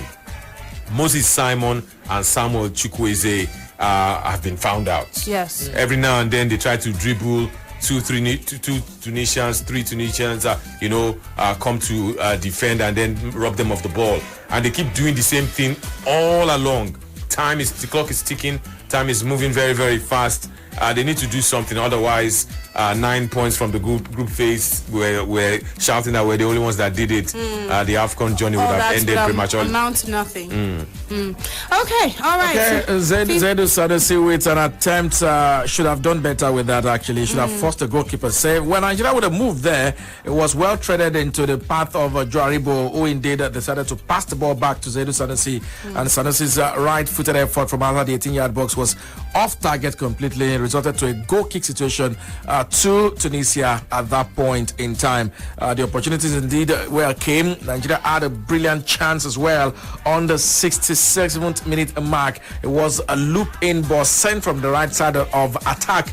Moses Simon was waiting. The defender of Tunisia missed. Moses Simon had a first touch on the ball. The ball bounced more, decided to go for the run, and with the left leg went for goal. The ball bounced off the goalkeeper and bounced out of play at that point. That would really have been a massive opportunity for Nigeria to get themselves a leveler on the 67-minute mark in this particular encounter. It is Nigeria 0, Tunisia 1, 1 goal down, 1 man down. Alex Iwobi came on as a sub on the 59th minute mark, and just 5 minutes after coming on as a sub, it was given the matching order, a straight red card at that point in time. It was a straight red card. The center referee did something. He issued a yellow card, and when he checked that attempt, rather than give a second yellow red, no, he withdrew and made it clear that yellow card, decided to pocket the yellow card and give him a straight red card. So it was a straight red card issued, not indeed not a yellow red. It was a straight red card that Alex will be backed at that point in time, just 5 minutes after being introduced into this particular game. So, it is a game to chase. Nigeria 0, Tunisia 1, 71 minutes on the clock. 19 minutes of the 90 still to go, barring a time added on in this particular game. And of course, the coach of Tunisia has effected a change. The manager made a substitution, brought in Naim Sliti, and of course has taken out Hamza Rafia. Hamza Rafia was taken out and replaced by Naeem Slite in this encounter. 17 minutes already gone on the clock. So far, so good. And just like we've been telling you, it is actually 3 yellows seen in this encounter and 1 red. So far, so good with the game's play. Tunisia is leading, and of course, a lot needs to be done in the next couple of minutes left in this encounter. About 18 minutes in this encounter left to play. Yes, let's also let you know that with how things are going, Nigeria has also been trying to see how they can score. There were a few tries here and there, few attempts. Feeble one also came from Zaidu Sanusi also, but of course hopefully more of that can be seen from the Eagles and the Super Eagles, just to see which one of course will eventually shake the net for Nigeria, hopefully in the next 18 minutes left to play for. And just to inform that earlier on, of course, we had the defender Omeru limping a little bit, but hopefully nothing is wrong, and it's just a minor one. But all the same, it is 71 minutes on the clock. Make that 72 with how far the encounter has gone. Yes, if you missed out on it, Alex Iwobi got a straight red in this encounter, and we're playing with 10 men at the moment. Yes, 10 men at the moment. Anyway, let's get some more updates from Yinka, some stats. Well, absolutely. Let's take a look at stats. Of course, at this point in time, 73 minutes into this game. Well, the stats indeed sees Nigeria with 53% ball possession, a goal attempt 7, Tunisia 3, shot on goal 1 to Nigeria, Tunisia 2, shot off goal 5 to Nigeria, Tunisia 1, and that is the situation of things. A block shot 1 to Nigeria, Tunisia none. Nigeria have had the better in terms of free kicks, corner kicks. 4 corner kicks to Nigeria, Tunisia yet to have a corner kick. But then the most important stat is what the Tunisians have, which is the goal that separates both sides in this particular game. Nigeria 0, Tunisia 1, 73 minutes of football, 17 of the 90 still to go in this particular game as it stands. All right, that's how it's going so far, so good in this encounter. Nigeria still trailing, and of course about less than 17 minutes left on the clock, because it is 73 minutes right now of action played. And the man who got a whole lot of prayers from his mom going into this encounter, Samuel Chukwueze, also had quite an interesting, nice pass just inside the box not long ago. And of course, just doing his very best to see how that could also connect, but didn't quite go to plan. But of course, the Tunisians are trying hard to see how they can double. They're also defending the lead in a very great way, very typical of North African sides. But let's see how the next couple of minutes, what more action the next couple of minutes would bring. It is 74 minutes on the clock right now in the encounter. Nigeria 0, and of course you've got Nigeria 1. Yes, there's been a substitution. I was just talking about Samuel Chukwueze has been taken out for Sadiq Umar, who you remember scored in his last encounter. Yes, the one we had, his first start, of course, against Guinea-Bissau. He was able to score our first goal in that encounter. Whew. Yes, indeed. All right, let's get some more. One thing is for sure, I think our defense line needs to be very, very careful and not caught snapping. There was a shot by a Tunisian. Right outside the 18-yard box. Yes. It was a beautifully taken shot there. Goalkeeper Maduka Okoye saw that, read that, and indeed was able to save or twat that beautifully taken, a collar from outside the 18-yard box. at that point in time. I wish we'll borrow a leaf from that and do more of Yeah, that. that's what I'm saying. The That's how we should from build outside our the 18-yard box, shots. have been able to try the resolve of Nigeria's goalkeeper. It's a case of you can't penetrate, you can't beat The them. defense, Try yeah. from outside the 18-yard box, and they've been able to get a goal through that. Force a couple of saves through that as well. Yes. And really, it is working for them. With the numerical advantage, Nigeria, of course, had the game to chase. Disadvantage with one man lost through red already. Let's let you know where things stand. The sub made once again was the man. Nigeria affected the sub. Samuel Chukwueze making way at that particular point in time, finally taken out of this particular game. Okay, but then before that, there was a chance. Samuel Chukwueze took a nice pass to his stride in the box, but then scuffed his shot just wide of the left post on the 73rd minute before it was substituted on the 74th minute of play. That was his last contribution at that point on the 73rd minute mark, and it is 75 minutes, 15 minutes of the 90 still to go. Nigeria 0, Tunisia 1. Tunisia with 2 yellow cards, Nigeria with a yellow and a red in this particular game. 3 sub done by Nigeria, 2 more still to go. Sadiq Umar indeed has come on in his place. So Nigeria currently have Sadiq Umar, yes, as an attacker there. And Nigeria also still have Peter Lainka in this game as an attacker in this particular game. And we have, still very much present on the field of play. The Nigerian team were hoping to see something happen here. 15 minutes they have to do all of that, or 13 you can even say. 77 minutes on the clock, 30 minutes of the 90 still to go in this particular game. Oh yes, indeed. And of course 76 minutes going on 77. So far already gone, and the cards are flying. They are flying. The referee, of course, we've got Tunisian down. I think we're seeing more of that so far in the last few minutes of this encounter. So yes, so far so good. It is 1-0, 77 minutes on the clock. But of course, a particular player actually was brought down by Ndidi. But of course, he got cautioned without any card thrown for rough handling that Tunisian. So yes, it is still 1-0 in favor of Tunisia. Play has continued, and we'll see how well the next 13 minutes that are left on the clock can be best utilized by Nigeria. If nothing changes, it could mean, or it would mean, that Nigeria would be out and play no parts in the competition. But more still continuing. Peter Olayinka also just doing his very best for Nigeria since he's been brought in. Okay, absolutely. Let's let you know, Nigeria, of course, with a chance. The Tunisian defender and his goalkeeper had a collision there. Had that ball not gone down, it would have been a chance for Sadiq Umar to chase. The ball went out for a corner kick situation to Nigeria. Plenty of corners, but then Nigeria have not been able to make it count in this particular game. If we were, a team that really can make chances count via corners, maybe one of these would have gone in. But then it's been left, right, and nothing has come out so far. Taken by Nigeria once again, and just same way others have gone. Play once again, of course, ball out of play, and Nigeria still could not make it count via the corner kick situation this time around. Okay, yes, time is ticking away, and 78 minutes, make that 79 if you would.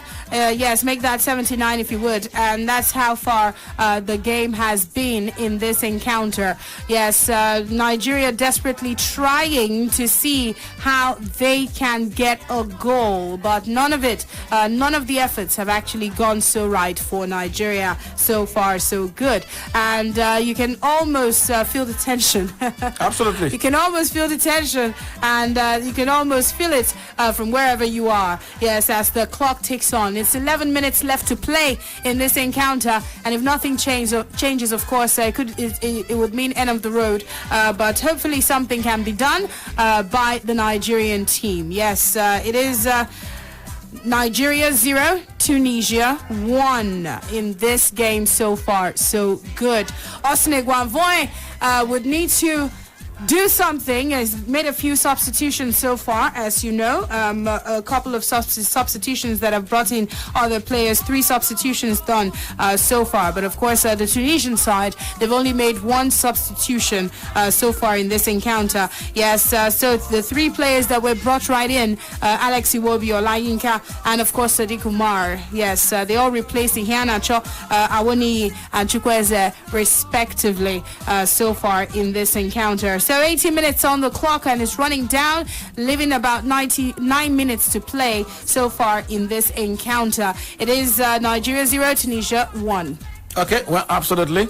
It is time, moving fast at this point in time. At times, start wondering when you are chasing a game, the time is like it is supposed to be 60 seconds for a minute. You start wondering, is it 30 seconds for a minute? It is 80 minutes of football already. 10 minutes of the 90 to go. Nigeria were indeed heavy favorites well across different platforms before this particular game. Yes. But then interestingly, it seems to be that the underdog, the team that finished third in their group, the team that indeed emerged as one of the best losers, are on the verge of knocking out the top team, Nigeria, out of the African Cup of Nations. Let's let you know, it was a scary moment once again, although it wouldn't have counted the linesman. Of course, that is flagged offside on the 80th minute mark. Tunisia attacked from the left side. Indeed, they were go Mount Mealy there inside the 18-yard box. The ball was one that went out of play, but then the center referee said, okay, wouldn't have counted because the Tunisian player was there. They wanted a corner kick. The ball went out of play, and the offside was given, and Nigeria's blush is saved there at that point in time. Okay, so as it stands, it is Nigeria 0, Tunisia 1, and that's the updates there in this particular encounter. Time ticking.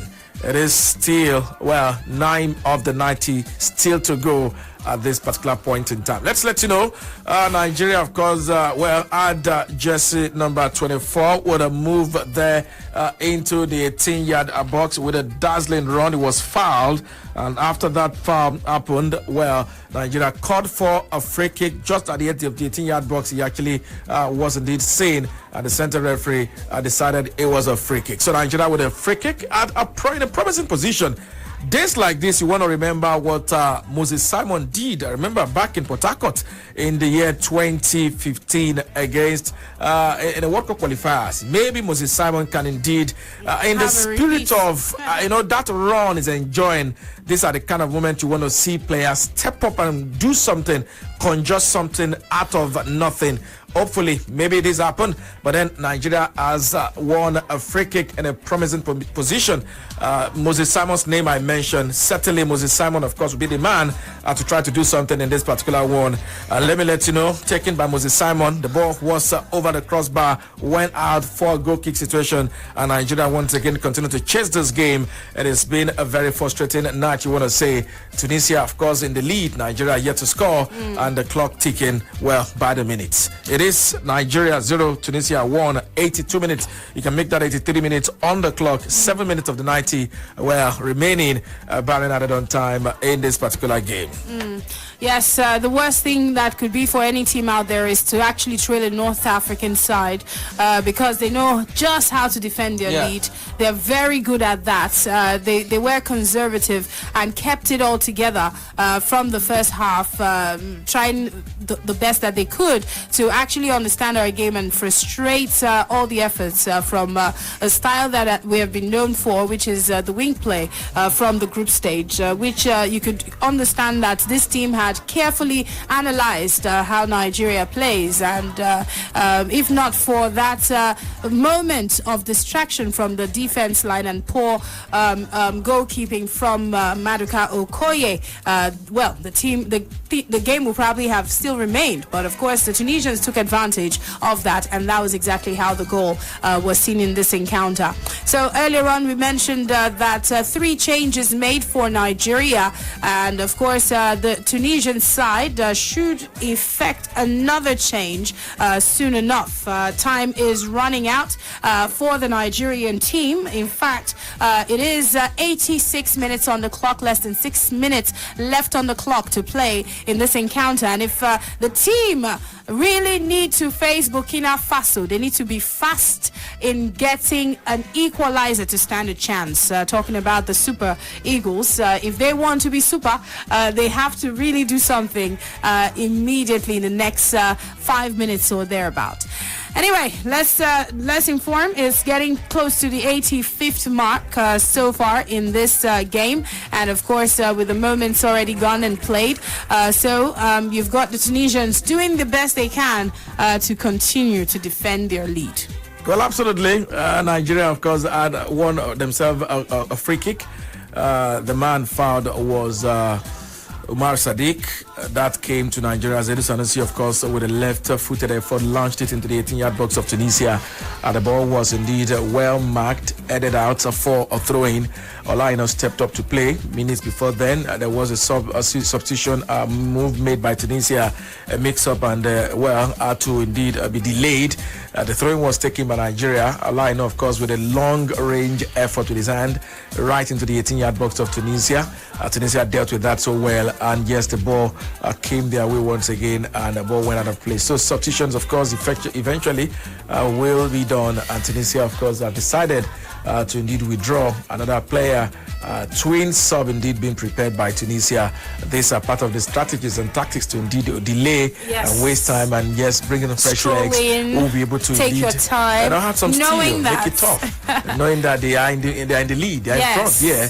Nigeria is the one that has this game to chase, and in the eventuality of Nigeria even getting themselves a leveler, it's going to be a very long 120 minutes of play with a man down. Somehow you still wonder how they'll go through all of that, but then we know football really has got a number of incredible stories before now of our teams, despite being reduced to 10 men, somehow still try to conjure things and make things happen or work for themselves. But Nigeria really, in the only game where they've trailed, find themselves tough, getting it tough, getting it really tough to come back or get themselves something. At this point in time ticking, Nigeria must and indeed, respond. we've talked about the forward line. It's still the same problem that has actually not made a difference for Nigeria. And the fact that, we've not had someone who is just up front trying to do something out of nothing for the team. Those shots that we talked about, those opportunities, trying to give, to take shots from outside the 18-yard. Whichever way you want to look at it, you look at Onuachu to Sadiq Kumar. They may be top strikers, but you still pick Onuachu above Sadiq Kumar. Of course, but if not for the injury it's unfortunate he got that injury. You still want to pick Victor Osimhen for what he can do. Let's let you know Nigeria, of course, had another rare attacking move. Wilfred Ndidi has shown, involvement, but then he's really not just been able to get his foot right. This is Wilfred Ndidi's third attempt off target.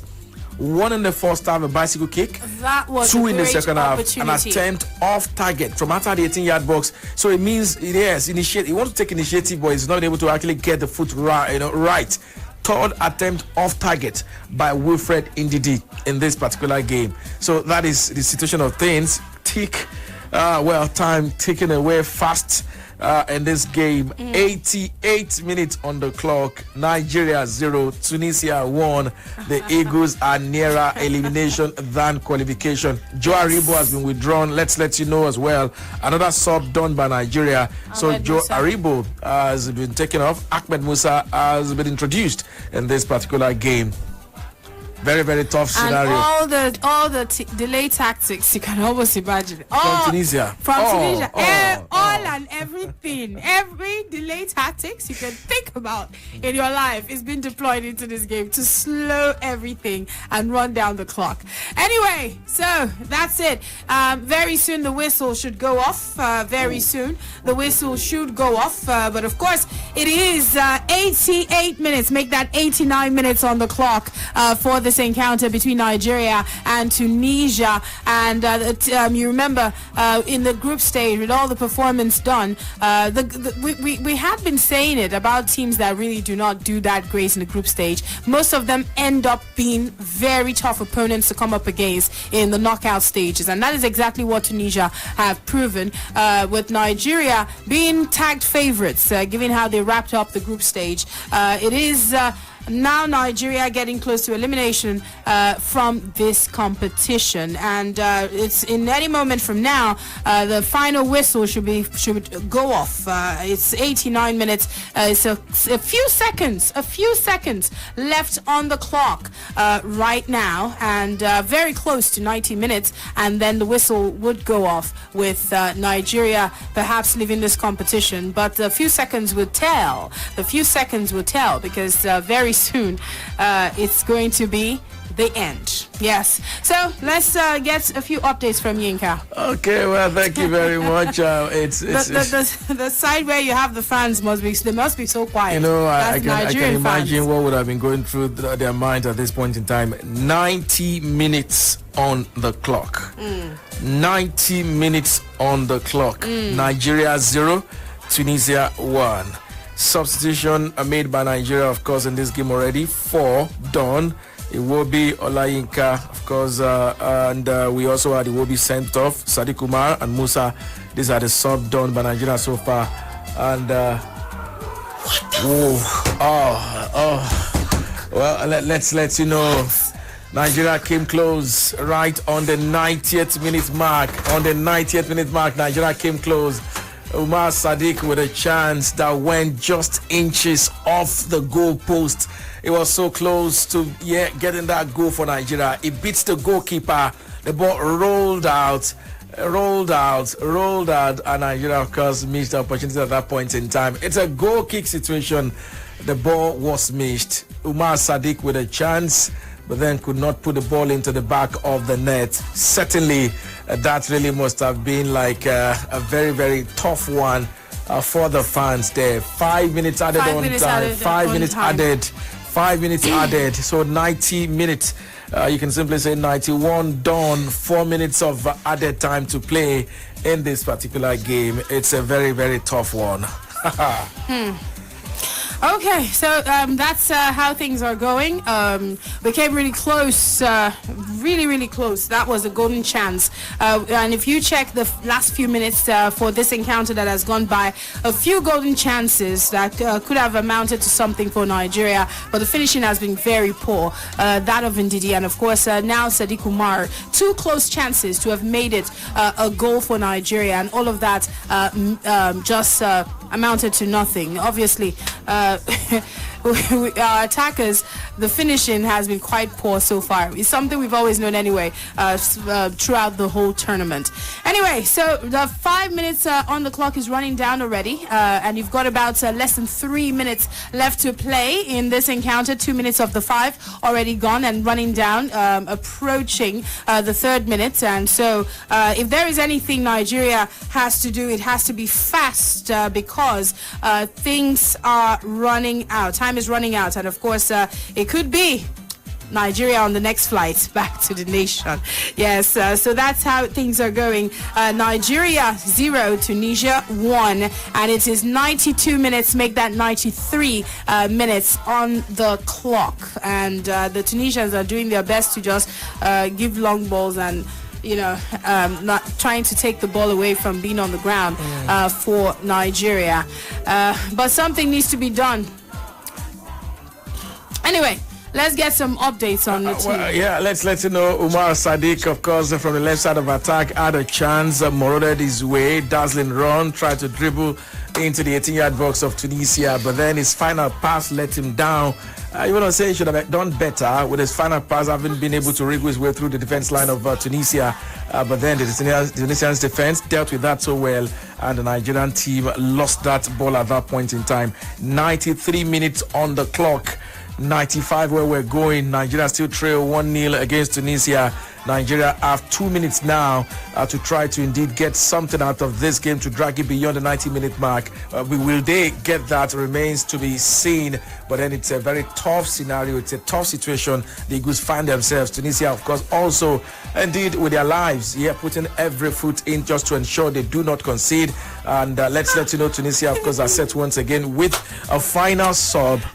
How convenient. How convenient. These guys are the king when it comes to the delay tactics. Yeah, I mean, they are the king. Honestly. It is. Honestly. It is how convenient. Gamesmanship. You can give it. That is what they are simply doing. Gamesmanship. You can't fault them. They have the lead. They really, of course, are making good use of that as well. Taking all the time. And taking all the time just to wear down the time, wear down the clock, and get this. They have the lead. They have something to protect.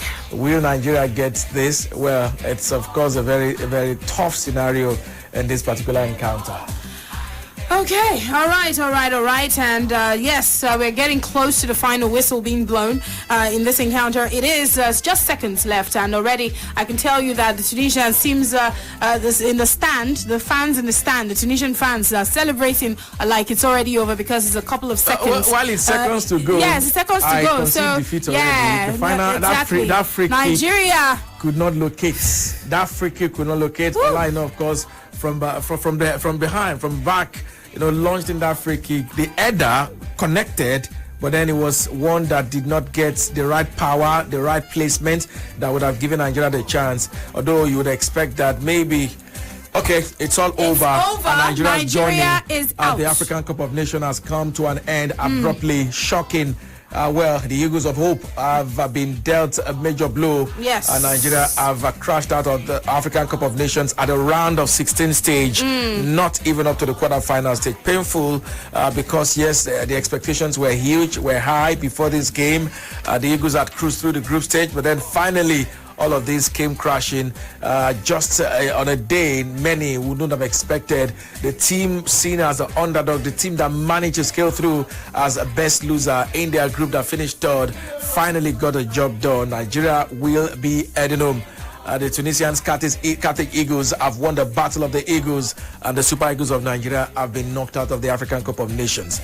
You want to say Tunisia were through to the next round, and certainly it is Tunisia against Burkina Faso as it stands in the quarterfinal of the African Cup of Nations. Game number 38 done, and we have 14 more still to go at the African Cup of Nations in Cameroon. All right, that's it for Nigeria for this Africa Cup of Nations, and all they can hope for is to be there in the next competition, which is just a year away. And of course, we're out. I can't even comprehend. But that's it. So anyway, we'll get some reactions from you. You can call us, and Tunisia will be taking on Burkina Faso at the Africa Cup of Nations. That is the next matchup for the round of 8. That's the next one, and how things will go. So call us up 07 000 889. Again, that's 07 000 889. Do call us up and let's hear from you. End of the road for Nigeria at the Nations Cup. Yes, shocking, but that's it, and that's how the cookie crumbles, like they like to say. All right, hello. Hello. Okay, good evening. Welcome. What's your name? My name is Brila. Okay. Hello? Yes, I can hear you. Please go ahead. Hello? Go ahead. We can hear you. All right. Sorry about that. Do call us up. We could hear you, so maybe you can reach us again. All right? Do reach us again. Thank you very much. Anyway, no problem. Number for you to call 07 000 889. Hello? Hello? Hello, good evening. Yes, good evening. Is it Sports Radio Brila FM. Welcome. Okay, my name is John. All right, please go ahead. In short, this is a very painful loss. It's a very painful loss, and the keeper, this buffer, I can touch a ball, score a keeper. All right. It's very painful. Okay. The keeper is the front of this team. All right. Thank you very much. We need to quickly connect with our man who is right there in Garua, Cameroon. We'll be connecting with him very soon so that we can also get to hear from him. But of course, you can call us up. Let's get to hear what you have to say. 0700000889. End of the road for Nigeria. And so for the next round, like you know, we've told you Tunisia will take on Burkina Faso. Yes, Nii. Okay. Hello, Nii. Yes, go ahead, Nii. Go ahead, we can hear you. Go ahead. All right, I think the network issues. We'll try to connect again very soon when we get more words from Nii Adebanjo. Hello. The boys tried as well. But you keep it up. That just the game. They did their best, but that just the game. Okay. That just the game. Okay, all right. Thank you very much. He said, well, the boys really tried, but they need to applaud them for trying. Okay, thank you very much. Let's get a few more calls. 07000000889. Welcome. This is your frequency of champions. Hello. Hello. Hello. Welcome. Yes, welcome. Please go ahead. What's your name? Mom is my name. Okay, go ahead. Yeah, you see, those like they have a dog. The dog cannot come, don't know what's happening. Okay. Yes, the last caller saying, well, the goals just were not coming, but they really did try their best in that encounter. More reactions from you, 07000000889. Very soon we'll still try to connect with Nii Adebanjo, a man who is right there. Once the network is a lot better, we'll find out more about perhaps what Osnegwamfoy has to say after that encounter for the post-match conference. But of course, let's quickly get to this caller. Hello, welcome. Thank you for joining us. Hello. Yes, how are you? Yeah, good evening. Yes, good evening. My name is Henry Ikenna. Yes, Ikenna, please go ahead. It's a very sad loss. It was a sad one indeed. Please try to do the right thing so that we can hear each other. Okay? It's not nice when you try to listen at the same time when we're talking to you. So the best thing for you to do is to turn down the audio of your platform. Okay? Okay. It's a very sad loss for Nigeria. Yes, very sad. The goalkeeper messed up the game. Yeah, it was the goalkeeper's fault. It was a brilliant display. Nigeria came in the first half smoky.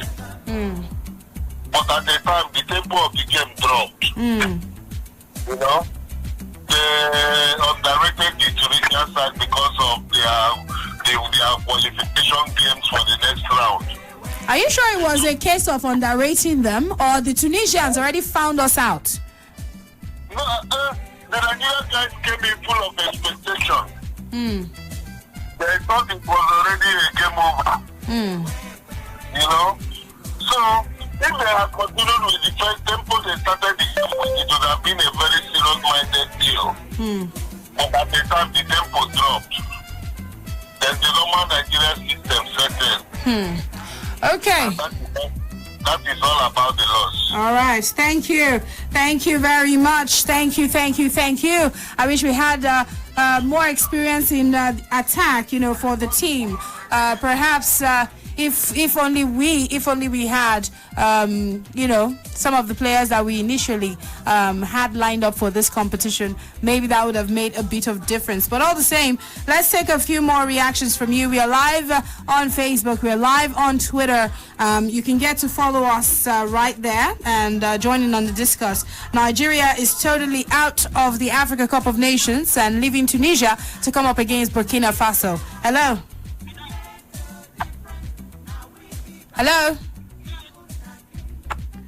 All right, do call us back. Thank you very much. Reach us again and go ahead to drop your comments there on Facebook and also on Twitter. I'm going to quickly get to speak with Yinka.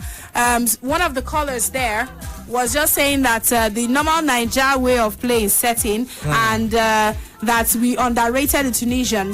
Do you? And I told him I don't think we underrated them. I think we just got found out. The way we play got found out. Well, we did not underrate them. I don't think we underrate them. We know what we were getting into as soon as we were playing against Tunisia. It was a case of things just did not work out for the Super Eagles of Nigeria against their opponents in this particular encounter. So I really would not want to say we underrated them. It was, tough to have been beaten on a day where the Eagles had Nigerians really fully behind them. Had, even the chit-chat session as well. Nigerians had high hopes, high expectation, because these Eagles showed hopes, beyond glimmers of hope in the group stage, and the expectation was huge. To have come up short at a crucial stage like this can be very painful, but then give it to the Tunisians. These things happen. Reminds me of the AFCON in 2019 as well. That was how Morocco cruised through before getting knocked out by Benin. This time around, we were the one that cruised through. Tunisia, of course, were at the same end of Nigeria's, fangs last time out as well in 2019 at the third place game, and they have gotten one better over Nigeria. Interestingly, they played against Nigeria as well. Many may have forgotten in a friendly match. Should be last year or thereabout, or 2020. We played out a 1-0 draw, and maybe the Tunisians once again just felt they can do something, and they eventually did something. One of those who still felt the goalkeeper should have done better with that effort that beat him. He could have, but then really that could not be dealt with, and eventually were beaten. If we had taken, when we can count what we had in the opening 10 minutes, things would have been different. The first 10 minutes were all over them. We could not just make it count. Eventually, it has happened. I would, of course, have one man, of course, join us right here. Dr. Larry Zamoje, indeed, will be talking to us right here as we take a look, review things. The African Cup of Nations, Nigeria out. Dr. Larry, good evening to you and welcome right here. Nigerians are pained. I know you must also really be pained a bit as well. I am disappointed. Yes. Okay, well, what did we do wrong in this particular game? We started so well. The first 5 minutes showed intentions. Intents were clear, but then somehow we just missed the plot. Well, you talk about this particular game. The game on every game starts from the preparation stage. And so it comes down at the end of the day to boys who will dramatize what you know about your opponent and how well they dramatize it, then tells who carries the day. I think that these Tunisians, before the first whistle, did a lot of homework on our team. These Tunisians got performance analysts to work for them against Nigeria. They got very good video analysts to work for them against Nigeria. They also must have put together everything our boys did in our first 3 matches to discover who our best player has been and to put 2 men on that player we called the best in this tournament. So it was a very good job that they did pre-whistle. And so that was what we saw on the field. You want to start asking the questions, did Janet Raw leave anything behind? Was there enough time for him to leave anything behind?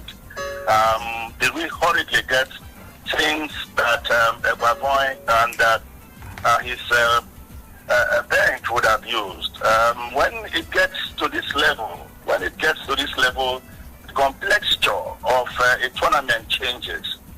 Did we prepare enough for that?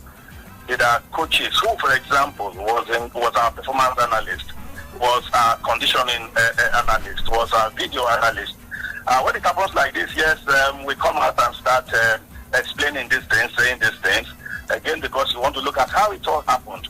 You will find that the Tunisians came out clearly with a game plan. They had planned everything, knew what they were going to do.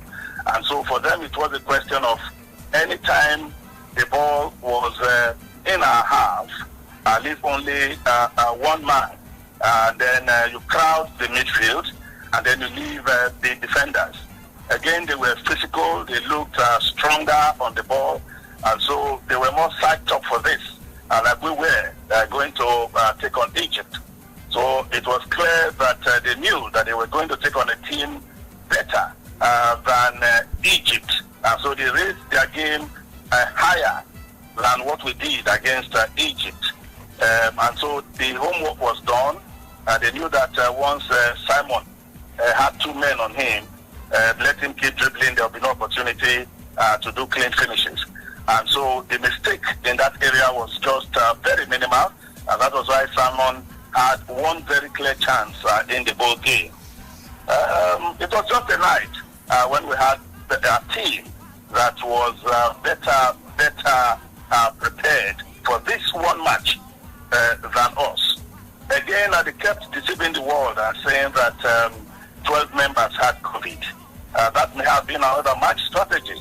Although Kazri, Javiri, and Jabali all came in the second half, it was clear that so many of the 12 names they touted had recovered from COVID.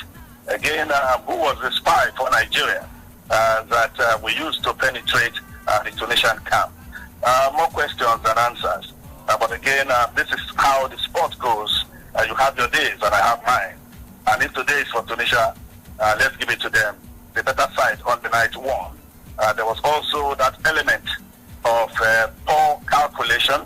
And of course, you see, some people spend a lot of time studying the ball for every competition, so that when the ball hits the ground, you know how it moves.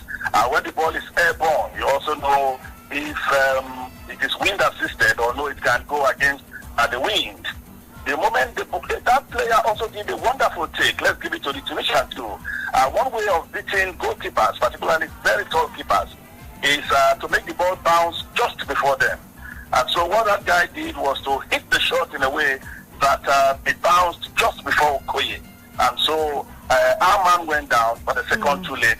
And that was why all he could do was to just parry the ball or touch the ball in a way. But the ball had already taken its course after it bounced. And that made it much more difficult for the keeper. Ask any keeper anywhere in the world.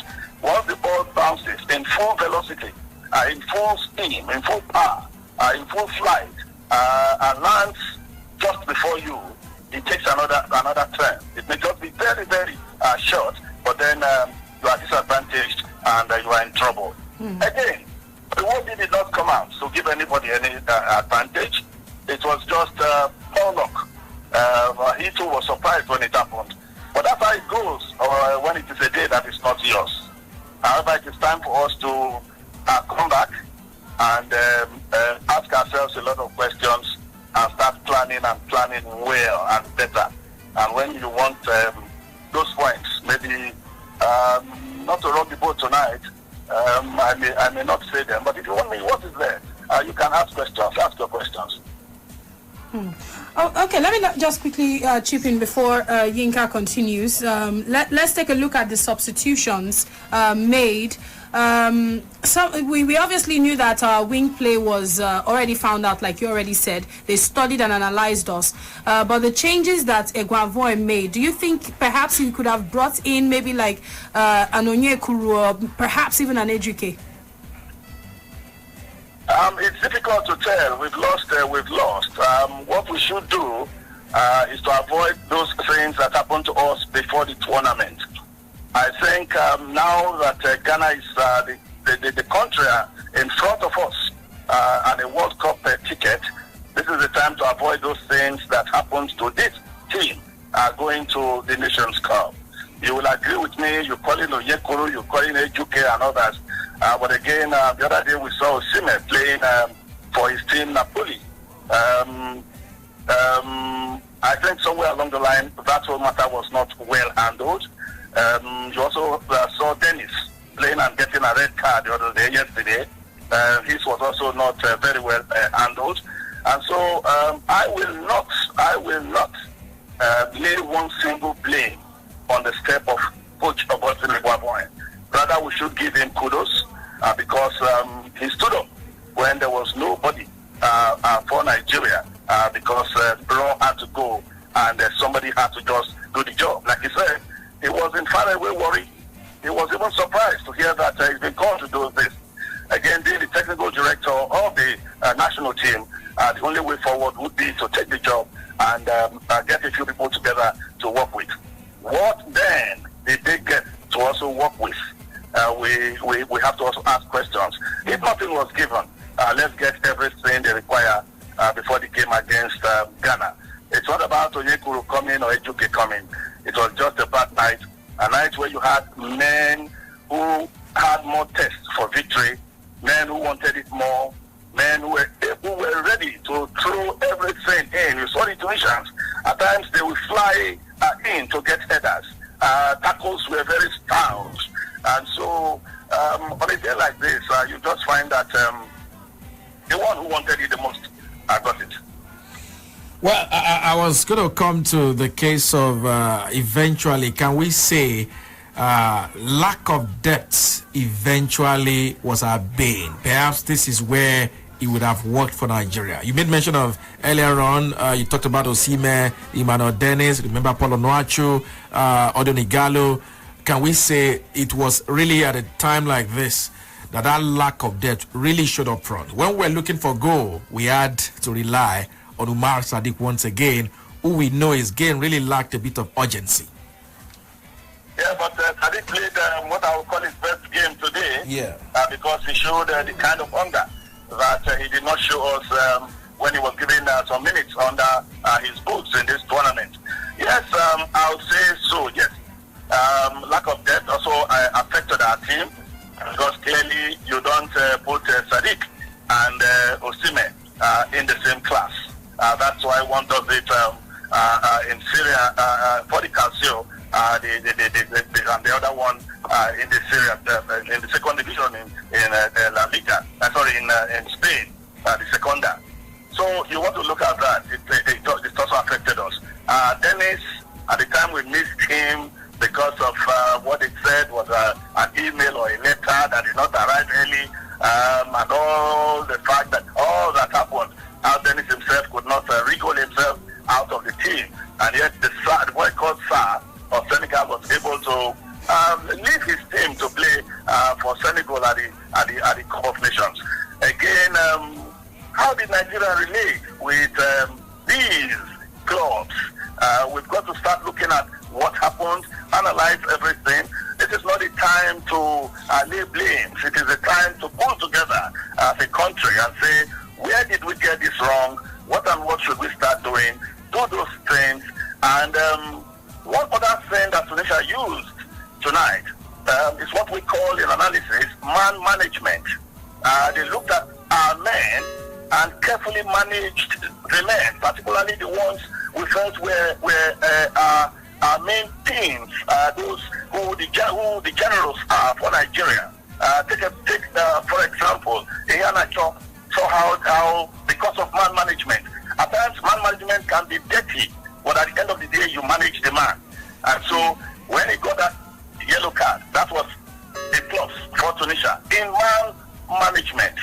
And at the stage, when last did he scream at the ref? When you get to that level, you know that they are getting it over you. They are already managing your leg and your brain, the whole of you. So man management they used very, very well. And towards the end of the game, see what they were doing when they were introducing, making their substitutes, and the minutes were taken away. That was part of game management. Part of game management was hold Nigeria. If within the first 30 minutes they fail to score, they will start getting dispirited. And we saw all that. And when that shot came and they scored that surprise goal, it was clear that we were in for real big trouble. So it came down to man management team management. But again, we have to advise.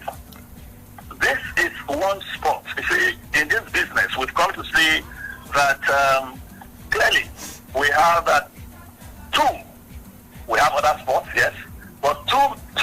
We can categorize them into two: football and the other sports. And when it comes to football, we can also say one team, and that is the Super Eagles of Nigeria.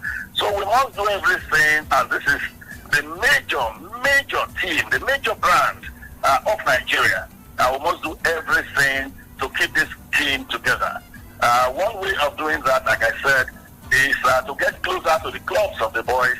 Another way is to provide everything in modern football that players will need. I don't know if you know the name, like I keep saying. I don't know if you know the name of the conditioner of Nigeria, of the video analyst of Nigeria, of the performance analyst of Nigeria, and even the team doctor. So many things.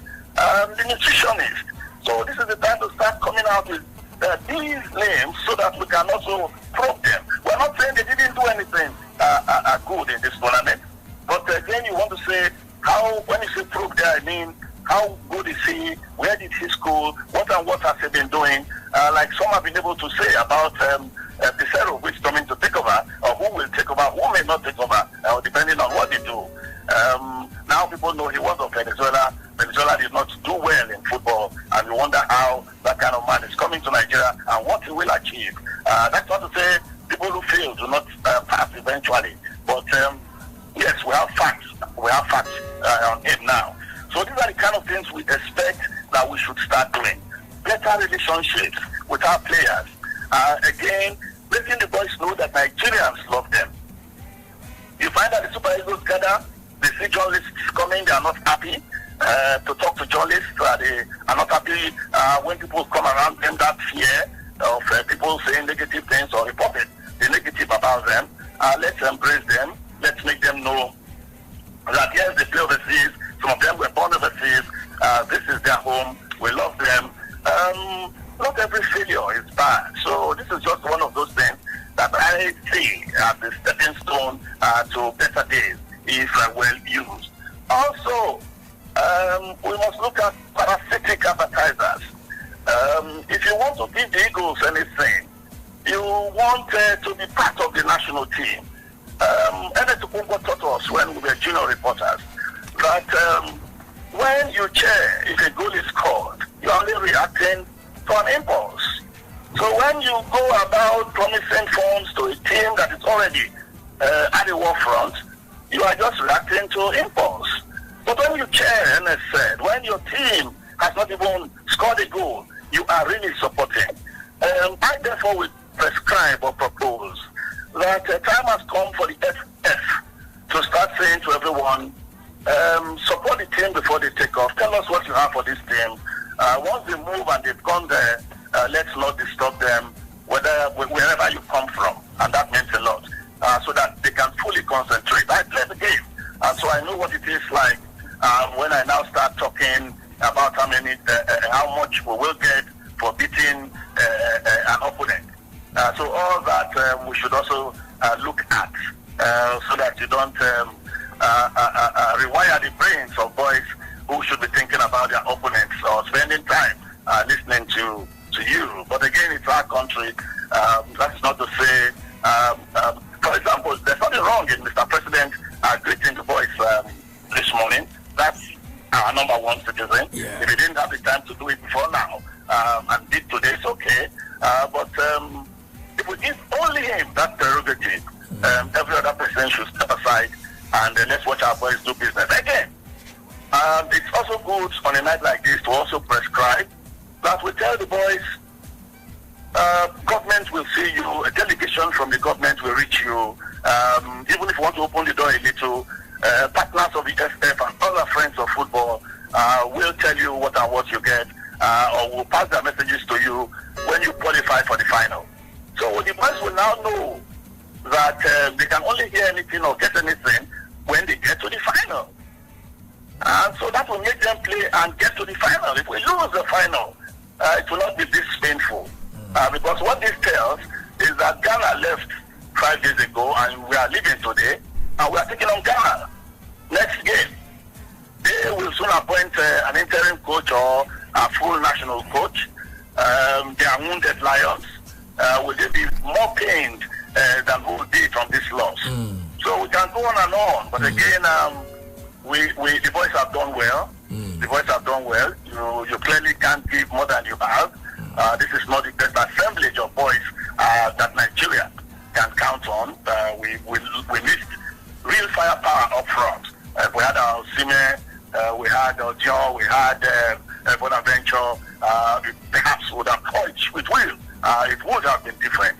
So we also look at all that. But again, like I said, it's time for a lot of homework. Some of the coaches who went to the Guavon are fresh and new to the team. They didn't have time enough to work with these boys. The answer is no. These Tunisians are just coming from a tournament called Arab Cup competition. We did not have pre-tournament friendlies to plan with. And so the boys did well. If I see them, I'll hail them. They did well. They did well. There's nothing to be ashamed about. Okay, thank you very much. I must say, eventually you acknowledge that cleverly contrived, cryptically delivered sage saying from Dr. Larry Zamoje as well.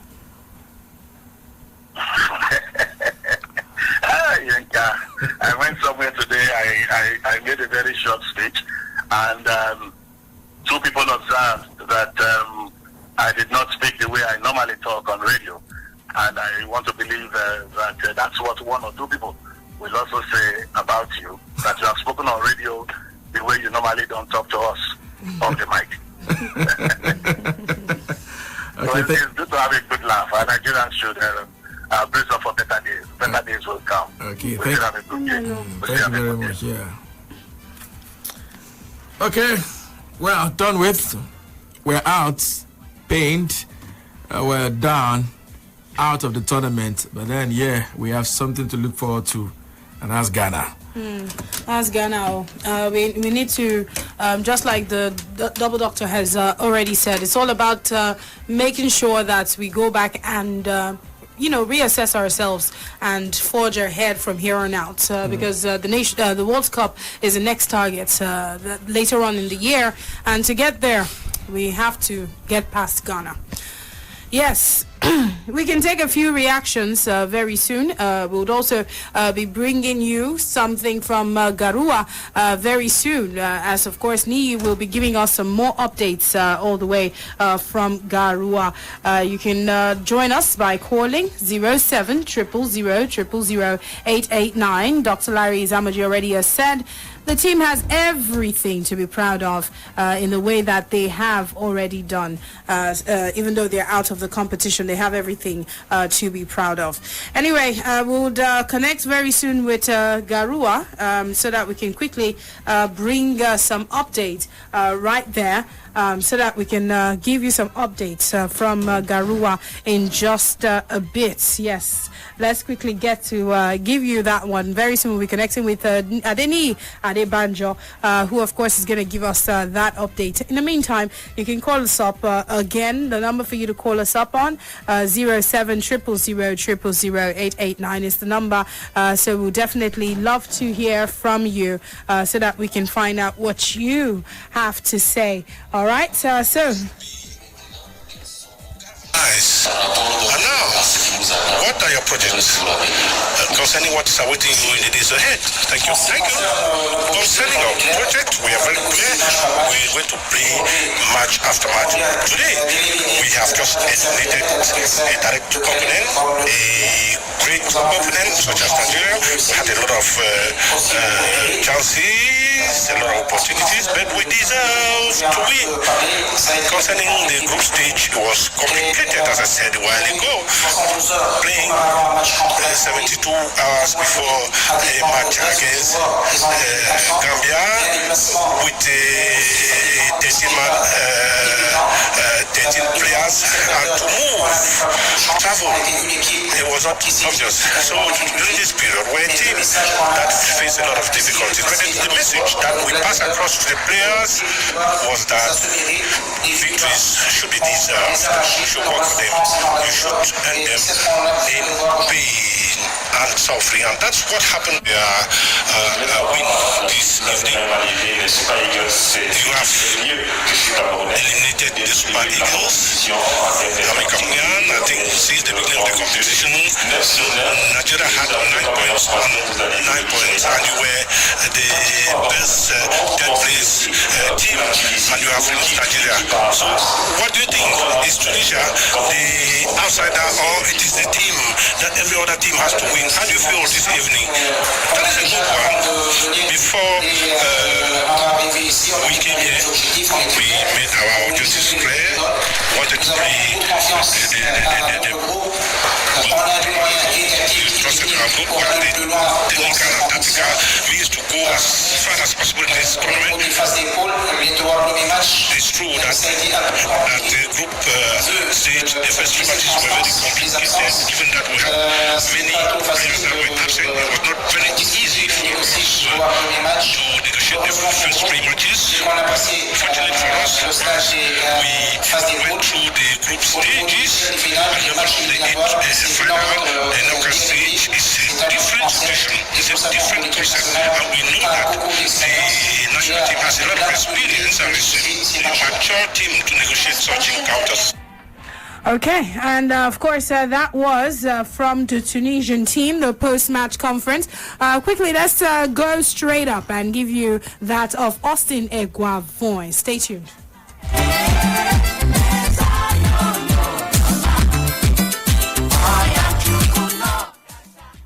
I would try to push him when we got the red card, which for my opinion, it wasn't red, but the referee has a better say, saw it on the VAR and decided, so it was much more harder. But however, we could still stay in the game, but congratulations to Tunisia. The boys gave their best, but it wasn't just to be. It wasn't at all. I mean, yes, we have a squad that starts the game, and then we try to bring in a couple of players to make different substitutions. Then you can't just change the style of play in the middle of the tournament. That's impossible. Brila FM on 88.9, the station with attitude. All right.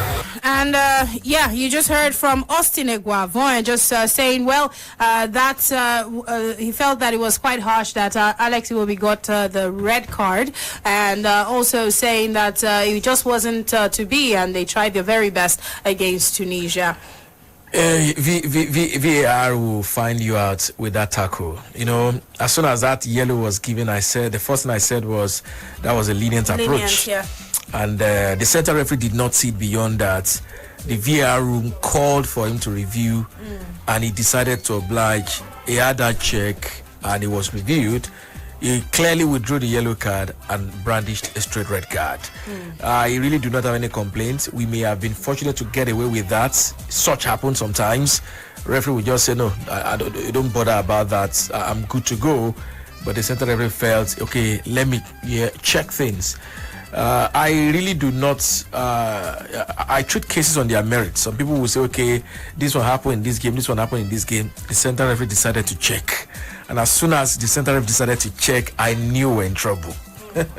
I knew we were in trouble. Let's quickly give you this one. Ni, of course, still from Garua, having a chat with the assistant coach of Tunisia. Let's quickly go for that. Thank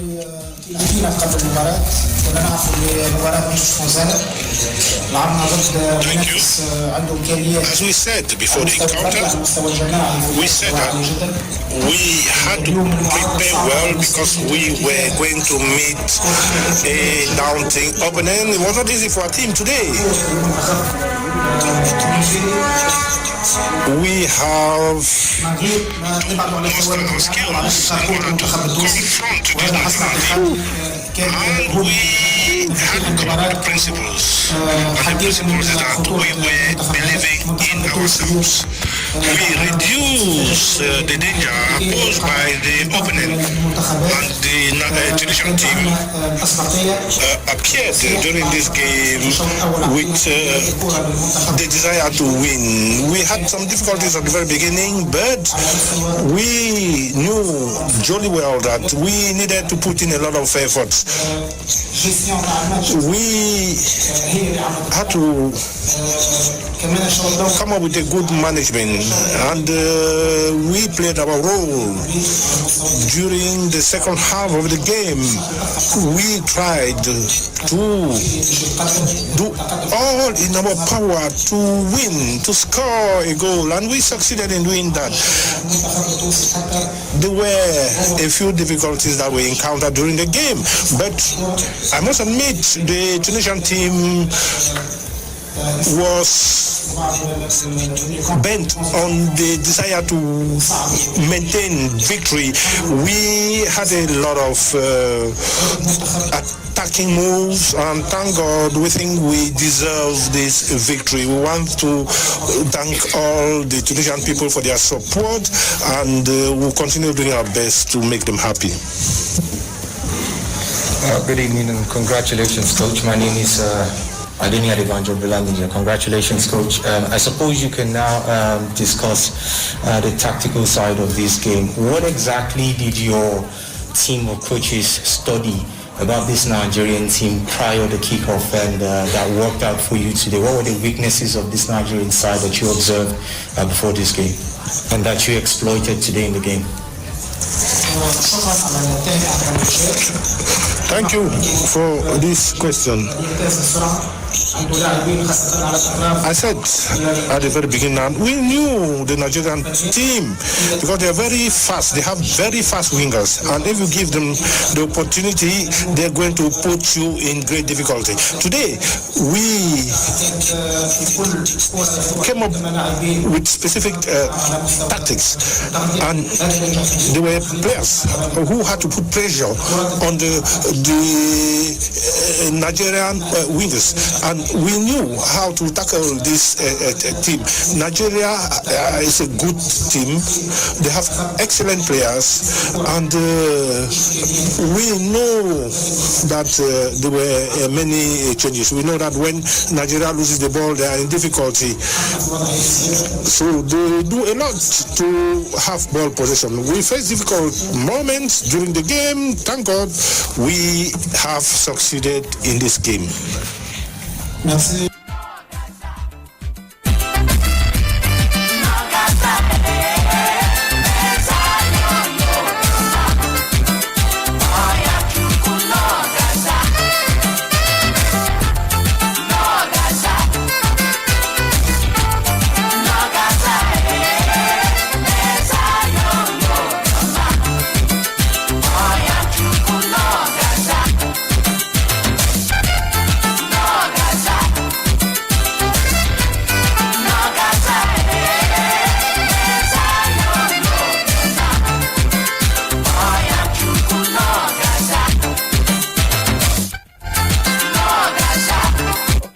Frequency of Champions, Sports Radio Brila FM. Let's listen to the coach of Sensorezo Guerfon as well. What he has to say after the game is post-match talk on this game.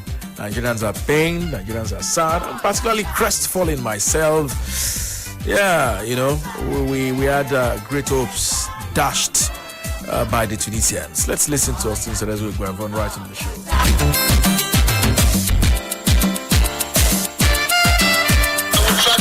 When we got the red card, which for my opinion, it wasn't red, but the referee has the better say saw it in the VAR and decided, so it was much more harder. But however, we could still stay in the game, but congratulations to Tunisia. The boys gave their best, but it wasn't just to be. It wasn't at all. I mean, yes, we have a squad that starts the game, and then we try to bring in a couple of players to make different substitutions. Now you can't just change the style of play in the middle of the tournament. That's impossible. Okay, well, still your frequency of champions. Sports Radio Brila FM right here with team taking more reaction. Let's indeed get to more. Traditional has got this man. Up with Timothy Adekpoju right after the game as well. Let's quickly do justice to this and listen to this right here on the show. Before we get the phone lines open once again to have the fans also talk. I expected more than this. Nigerians expected more than this. And this is the reality. Cup of Nations still to play. Something about me.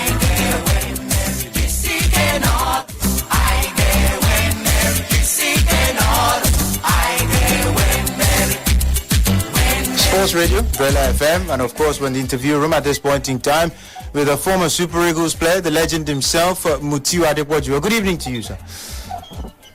Good evening. Quick one. Game over, 90 minutes. The Super Eagles end of the road against the Carthage Eagles of Tunisia. Cameroon 2019, done and dusted. Yeah, it's just unfortunate. With a good performance, in the first, in the group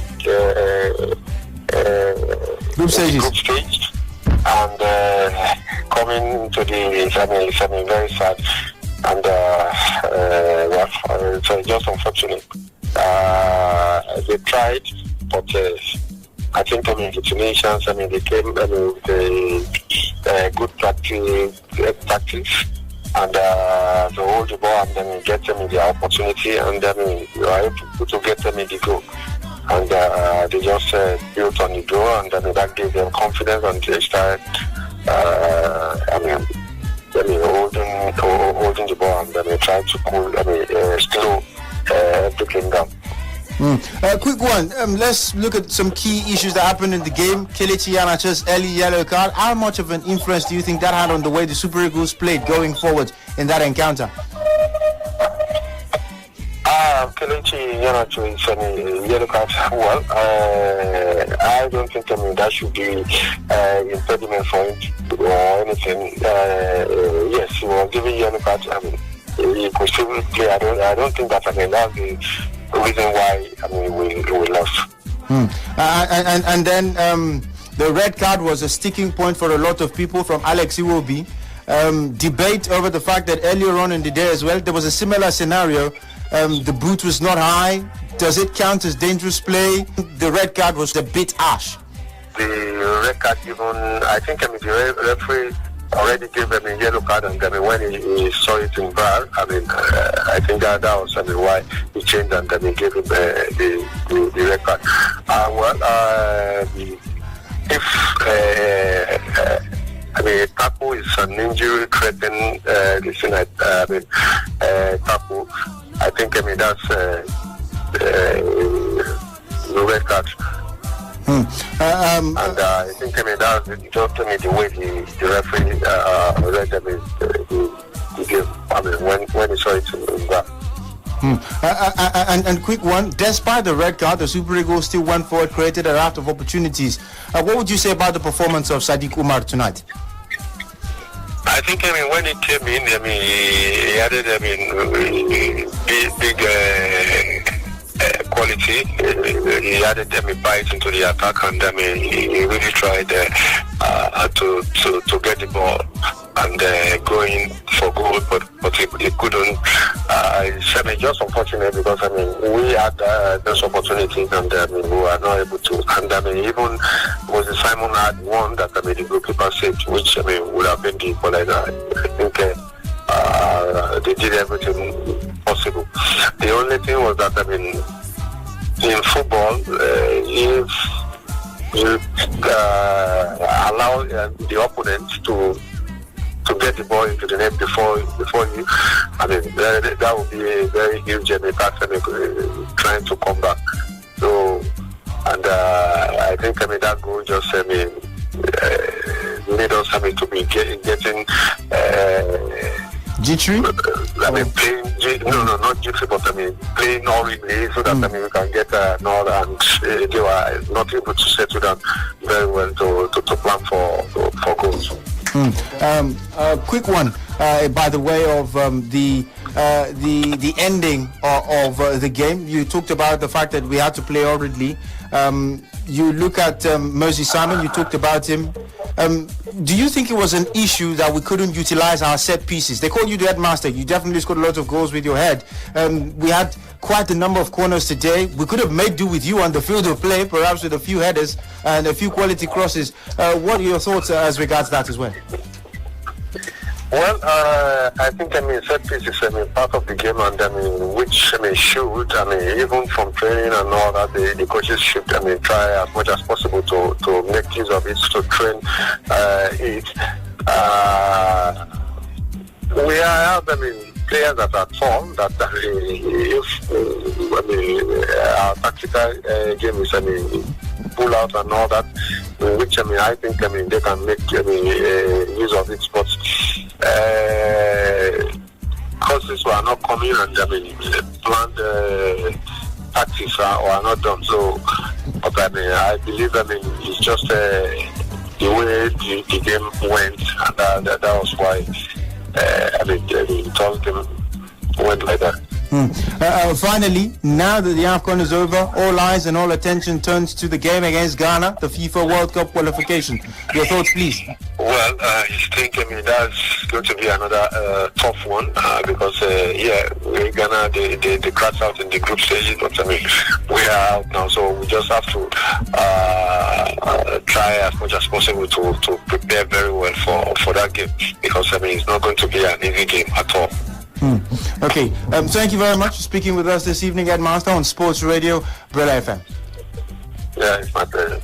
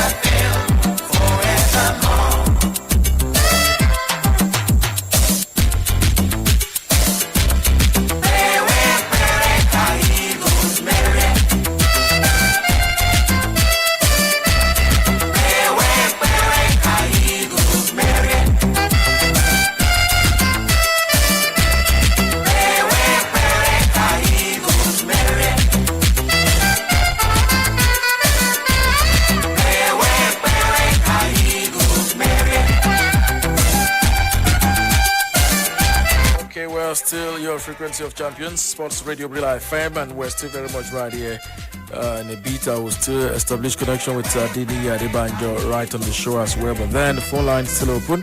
I know a lot of people want to talk and have a go at this as well. Hello, good evening to you and welcome. What is the name? Yeah, good evening.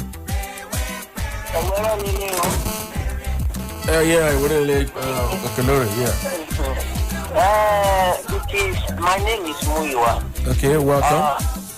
The Super the Cup active substitution.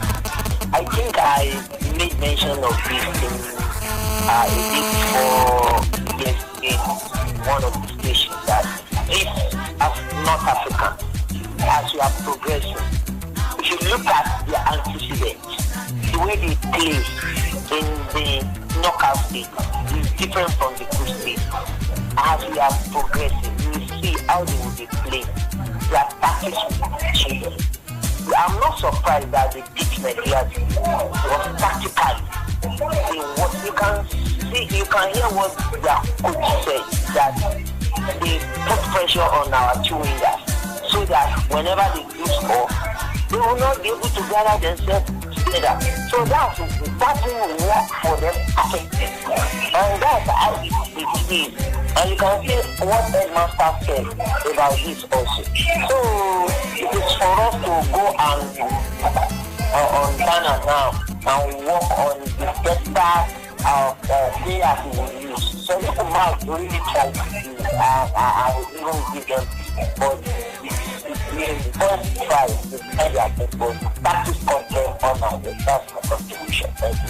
Okay, thank you very much for that. Full line still open.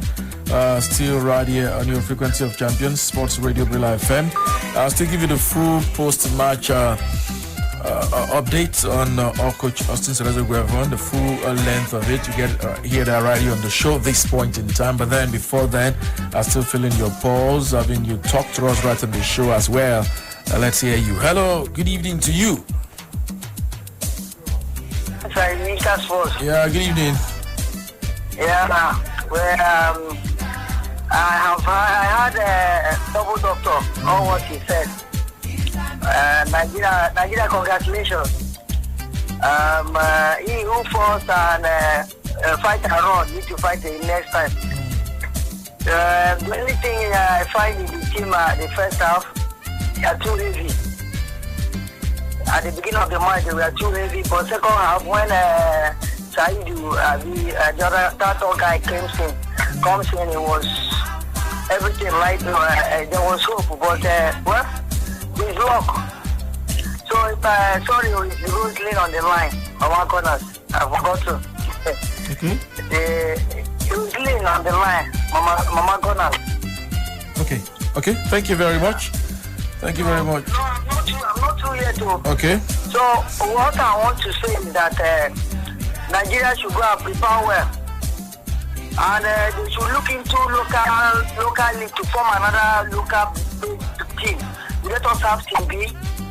Not be one tournament getting to hand like this. You go and calling them a different club and they start to jog up and down. Let us have our Team B home based so that we'll bring some foreign base and add it up. NFA should know how to afford teams. Not on fire brigade approach. We did well in group stage. Coming to when it matters more, we fall like a cat. And again, our president should stop calling our boys. So it is Team B that have done it. In all of what we are saying, it is Team B that they will build that would have done it today. That makes me laugh, though. Really, very funny scenario there. Okay, let's get to hear this one now. Cerezo Guevon's full post-match session right here on the show at this point in time.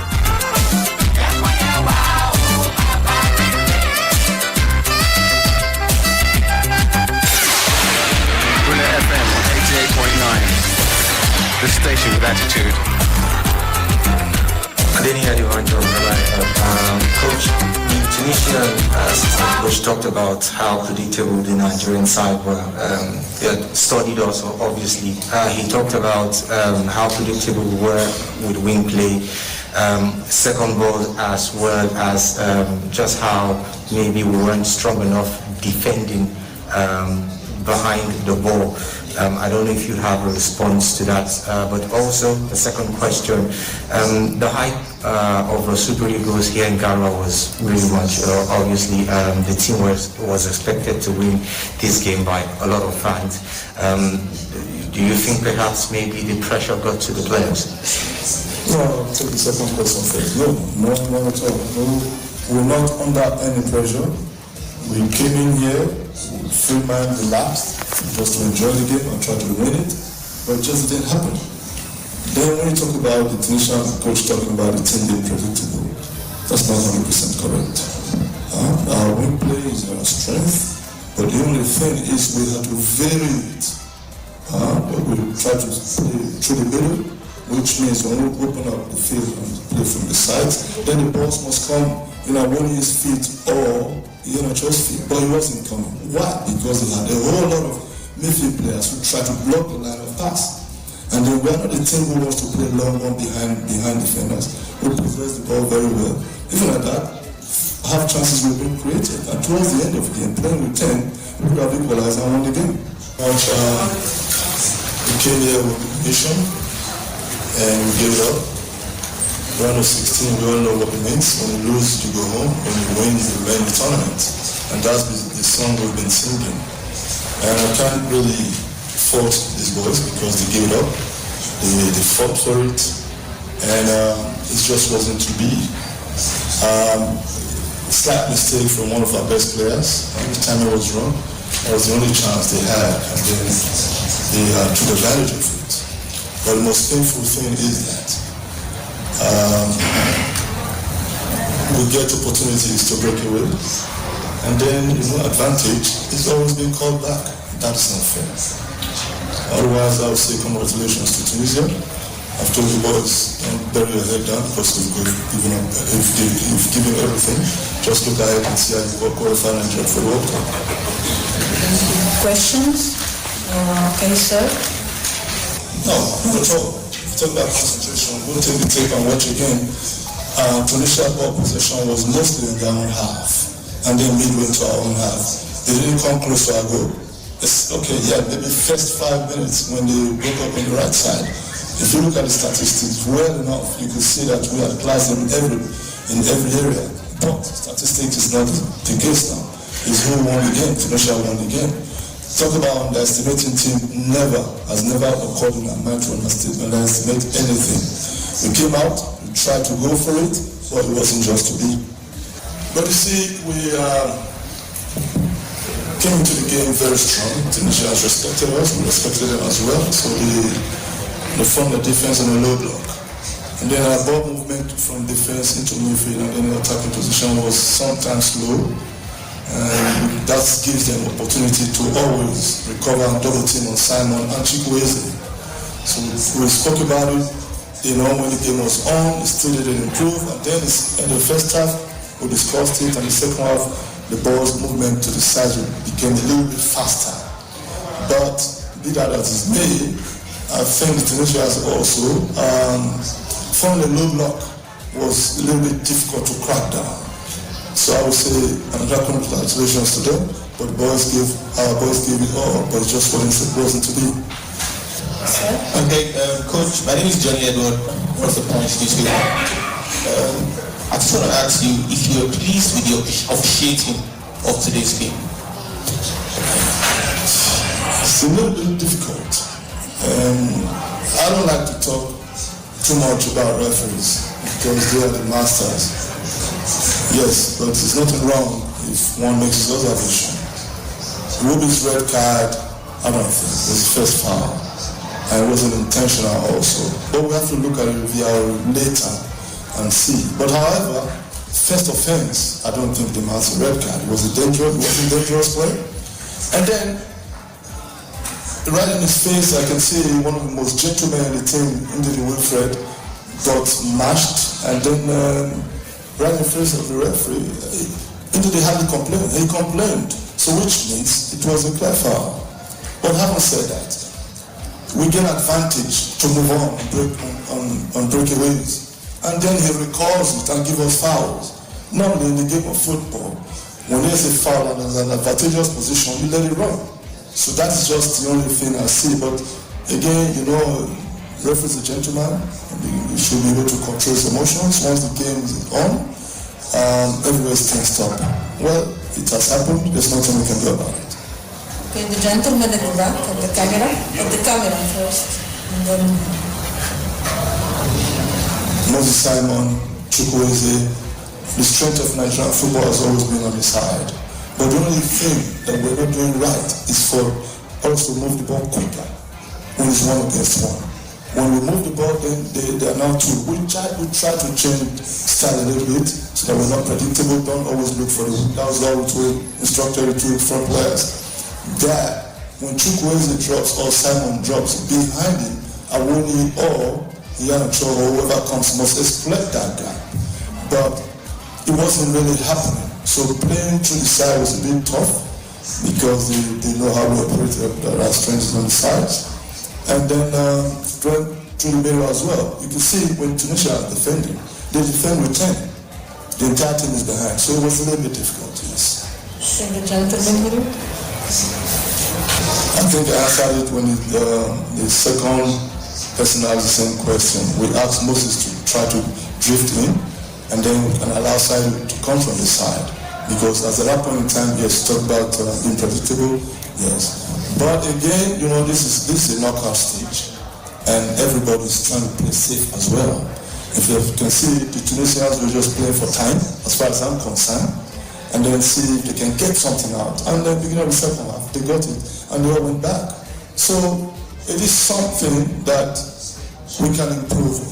It's something we can improve on. Now, there is no second chance to come back to African Cup of these nations in this game. But going forward, those are things. That's why when things happen, you take tips and review and try to improve. If you also understand that I'm here as an interim coach, I'm the technical director of Nigerian Football Federation.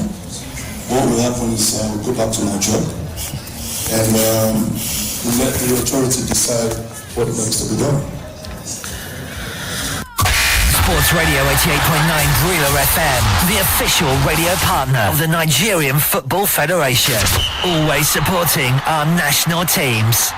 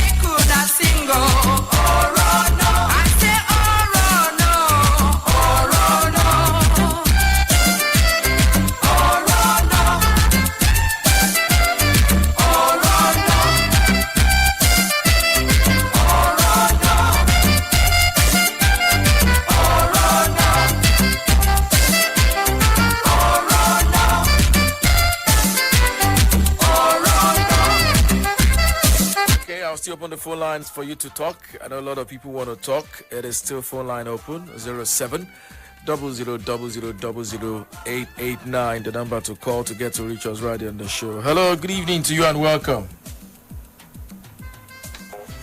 Yeah, good evening to you. What's the name? Yeah, I'm Joshua from Tunisia. Okay. Yeah, you see, if I have to blame anybody at all, I will have to blame the coach for not working on Simon and Chukwueze. At a particular time, it was almost looking as if Chukwueze was not in the match. And you saw Simon, 3 people, 2 people at the same time marking out Simon. Why don't you switch them before you make your substitution?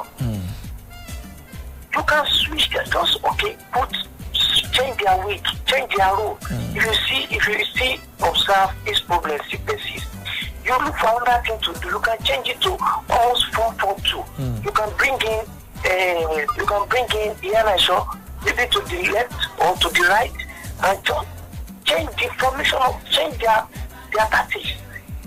You left Chukwueze in the game doing nothing.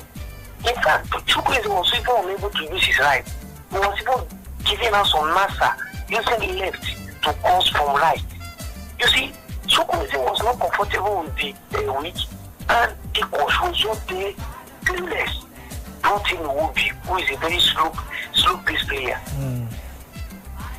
The coach, to me, if I have to do anything, the coach he did not see anything in the game. He was unable to read the game. So there are things, they do that a lot in football. If you observe Ronaldo, they're not giving him enough chance. He's not even seeing play. They withdraw him or change, swap the way. Left Simon, the 3 people were working on somewhere or June of almost 70 or 70 something minutes, and the coach was fearless. Okay, well, thank you very much. Right here, I have as well tonight. Very, very painful one there, Pius.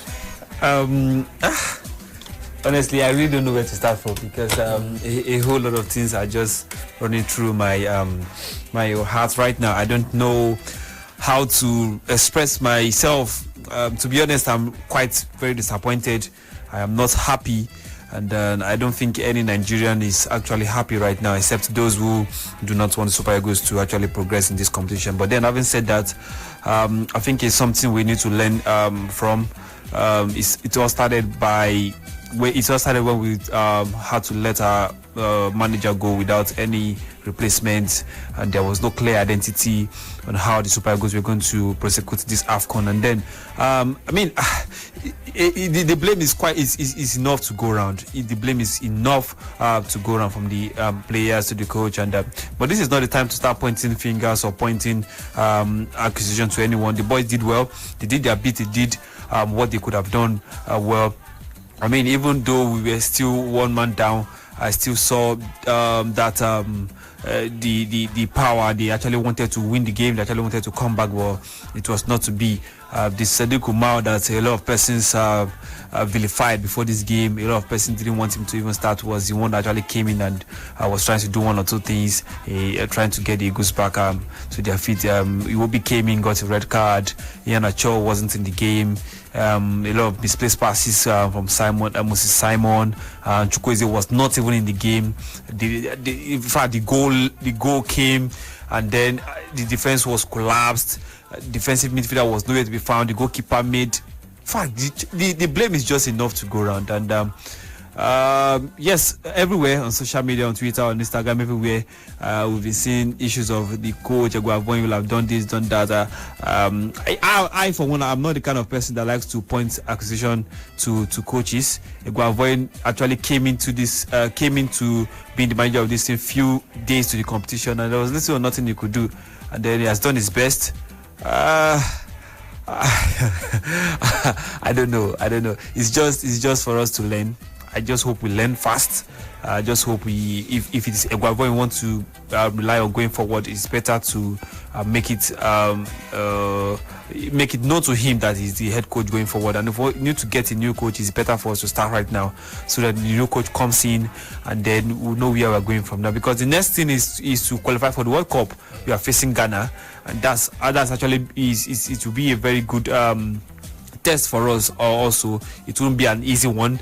It will probably be the same. It will probably just be the same, because Ghana also are wounded lions. They also want to qualify for the World Cup, and then they just sacked their manager a few days ago, and then they also are wounded lions. They want to redeem themselves. Nigeria on the other hand, we are favourite to win this competition. In fact, we were favourite to win this competition, and then we had a brilliant group stage, and then in fact, our player was the best player of the group stages, and only for us to get to the next stage of the competition, we were bundled out by a Tunisian team that were not. In fact, this is not a full strength Tunisia. Their strong man actually came in towards the end of the game. They didn't start with their first team player. Most of their players, it was before this game, we had issues of COVID and all that, and then we came into this game with fully fit players, our stronger old, and we were unable to get the win in this game. Quite disappointing for me. I just hope that as Nigerians would learn to do things better and learn to do things the right way. So I just hope the authorities have learnt. Everybody has learnt 1 or 2 lessons. That's if we ever learn, and then we just foster a better way for our football, starting with our home league here, and then our players coming into play. I mean, the boys showed that they wanted to win the game. The boys showed that this is not a case of they were lackadaisical. This is not a case of them being dropping their foot. They actually did well. They actually showed that they wanted to win the game, but it was just not to be. It was not our day, and I just hope that, like I said, we've learned, and I would just wish the Super Eagles the best going forward. Okay, well, thank you very much for that as well.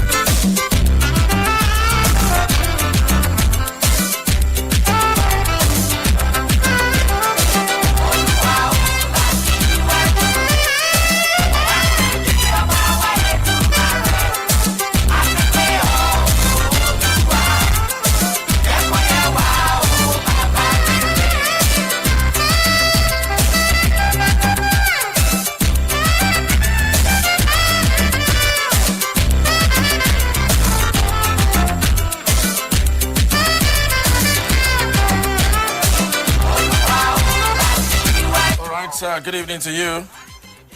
Good evening. Yeah, welcome, bro. Yeah, Mr. Yiga, Mr. Grandma. Mr. Grandma. I greet you, my brother. I just very, very happy for the result, though. You happy? Over happy worry me here. You play game, Abby? No, I play game. That's number 1. Number two. Nigerians, we do make mouths. We go scatter them. Every year, every tournament. Every tournament. Even this World Cup qualifier, when they don't play Nigeria to Ghana now. Some people don't already start they make mouths. We go kill Ghana. We go destroy Ghana. You know. But now I have a question, please. You help me for this question. You say what? I have a question to ask, Abeg. What's the question? Okay. I'm talking of the foreign coach and Dustin Eguavoen now. Those people clamoring for Eguavoen. That you are not asking a question. You are not asking a no. You know what? You are not asking a question. That one is that's okay. Okay, like I said, you are not asking a question. You are just raising, so giving an observation of yours. I quite understand. So, but then that's really not what we're talking about. We're talking about how things ended. So feel free to talk. That is not question. You're not seeking information. Okay. When is information? I know one. All right. Hello. Good evening to you. Hello. Good evening. Yes. Good evening. Today is my saddest day in life. Saddest day. I hope you're over 18. If today is the saddest day, do you know the number of games that we have played as a No, today is my saddest day. I don't make mouth die. I don't make mouth. I don't make this office tomorrow now. They can't pay me. They form my hand die. They just form my hand. I'm lying. Just calm down. This F that you are mentioning in my mind is I'm scared. Say you cross one line now. I just go on top where you Okay. They just form my hand. Okay. All right. Okay. I don't know. I don't trust that color. But this for my hand that he's saying, before you know he will cross one line now.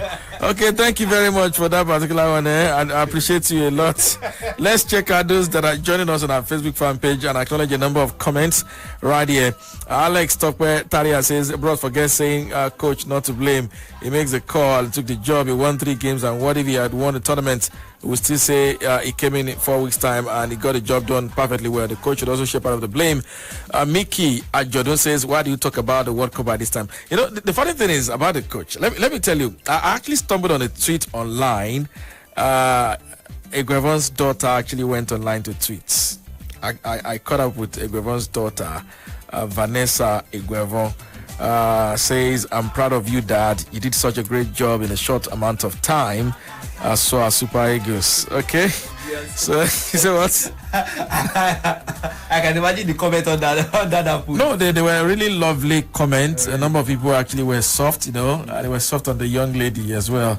Also, Vanessa Iguavo is a chemical engineer and well read, actually, very, very well read person. So I don't think it's just one. She's a chemical engineer and she has a PhD, is it V or attend already as well. So for you to know that she's highly, not just when I say well read, not just a read, she's well read.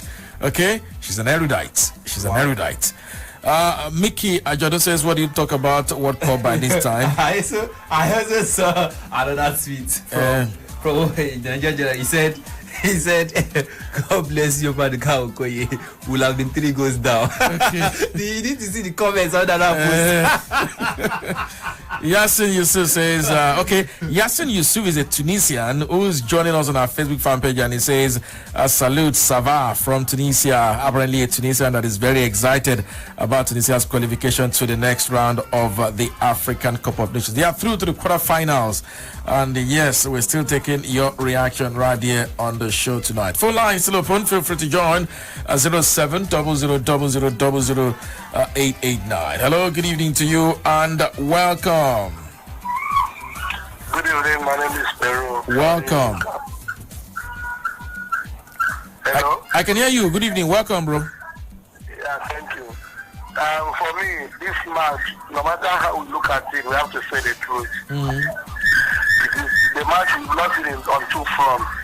That's one, the spiritual aspect that the president has to call them on the second round of the match instead of waiting till the final, causing them to go into the match with tension, a lot of tension on them. I don't want to agree, but it's the truth. I have experience of such things. You know, when the players are playing their hearts out, they come on. So you're looking at these promises and talk and the angle of. Then it's not happening. You're looking at it on the angle of distraction, Abi. You are looking at these things coming as distraction, Abi. Yes, it's a serious and big distraction. There's nothing else anybody can say about that. It's a big distraction. Okay. No matter how you look at this. Okay. You know, and why will it have to be on the round of 16? Why didn't he have to wait till at least the final match and say, Nigeria is around, Nigeria is supporting you, keep on doing the good work? Why has it have to be now? And then destabilize the whole system. But the second aspect of it has to do with the Guavon. You know, I've been trying to call Brila since, you know, it's not always easy getting through. Yeah. But then, you know, when people were saying that, why is it not Nigerian coach? I also believe that Nigerian coaches are good. But you know, the problem of Nigerian coaches is that most of them are stereotypes, in the sense that once they believe in a particular kind of player, no matter how bad or how poorly the player is, they keep playing that player to make a point. I didn't see any need of using Iwobi. Iwobi has been very poor, even in his club side. Doesn't mean that because they call you for national team, you must always play. You know, there were other players that could be played. How many minutes did it take for him to get the red card? 5 minutes. So it is a coaching thing. And secondly, the coach, I overheard him saying something like, you cannot change tactics in the middle of the game. Nobody's talking about overall changing of tactics. The players, like we saw it, that the defenders of Tunisia, they knew what Simon was going to do. They knew what the other guy on the right was doing. So they marked them out. The bottom point, you have just told them, okay, be swapping, coming to the middle. You know, the four people in the front line should be protecting positions. That will confuse the defenders. But they said there's nothing they could do. So they keep trying to dribble, and then they will stop them and send back the ball. So another thing is that the issue of saying Guavon should be the one to take us to war, even if they had won the Cup of Nations, I wasn't in support of that. Because the truth is, even this present match that is playing and winning is as a result of Guerrero selection. No, I'm not saying that Guerrero was a very good coach in terms of tactical know-how or whatsoever. But he selected the player as well. That's why he Guavon could go that far. But if the Guavon was picked from the beginning, they will start voting and say, okay, they want to play out from you talk about selection of player, but in the actual sense, can you say you can have a pool of players and not know how to use them, and I use them better? What are you saying there now? What I'm trying to say is this: if he would not have chosen some players, there's no way we would have chosen. These are our top performing players.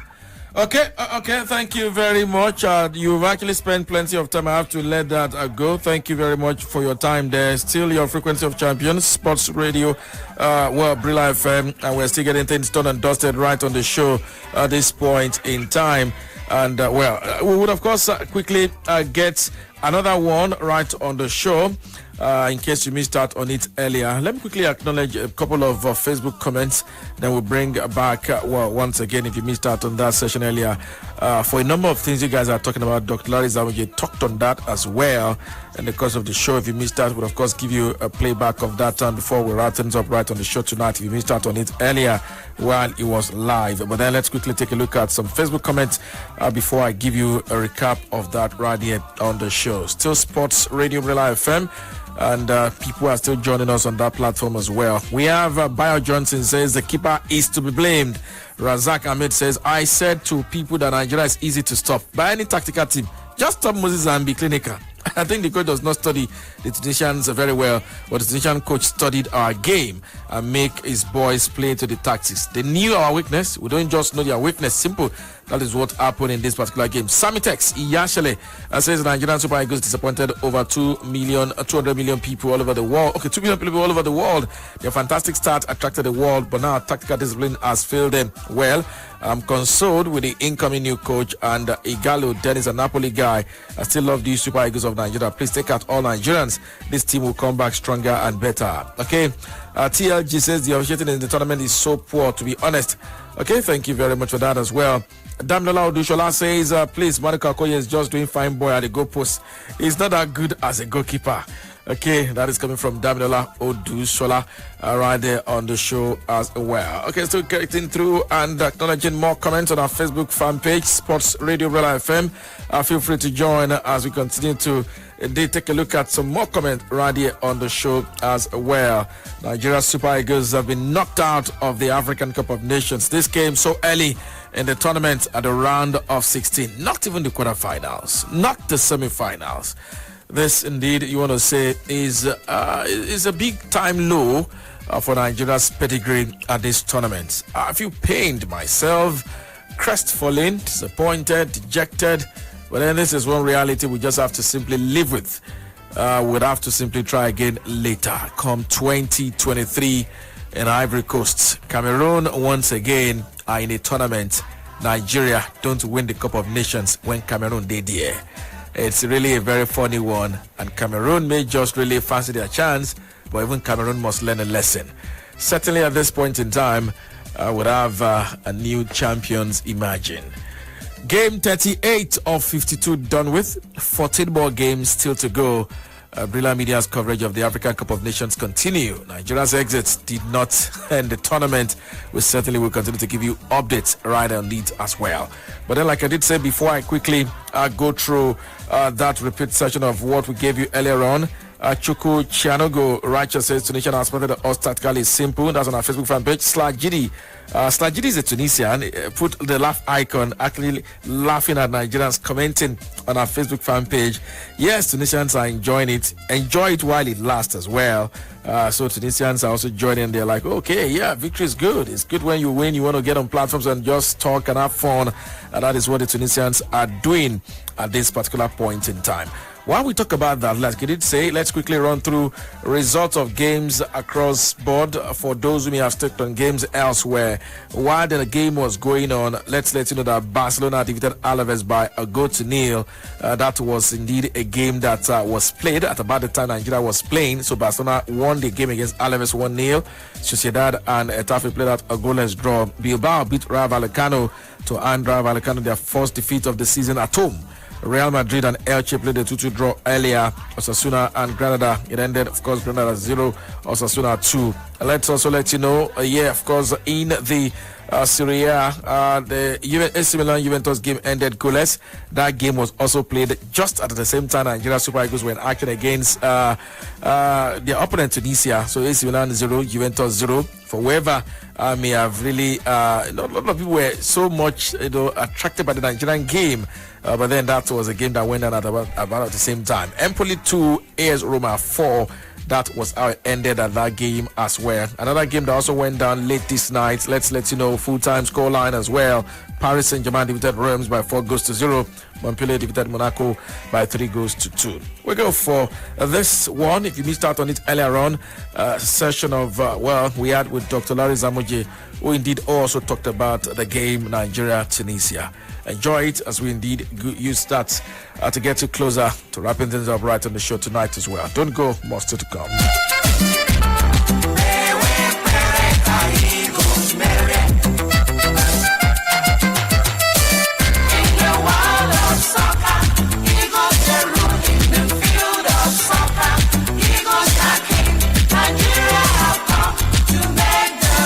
Dr. Larry Zamoje indeed will be talking to us right here as we take a look, review things. The African Cup of Nations, Nigeria out.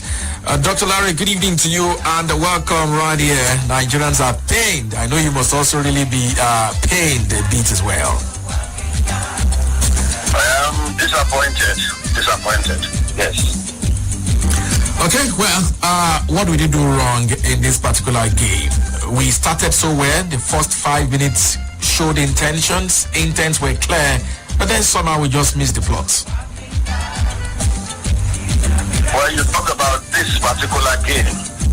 The game on every game starts from the preparation stage. And so it comes down at the end of the day to boys who will dramatize what you know about your opponent and how well they dramatize it, then tells who carries the day.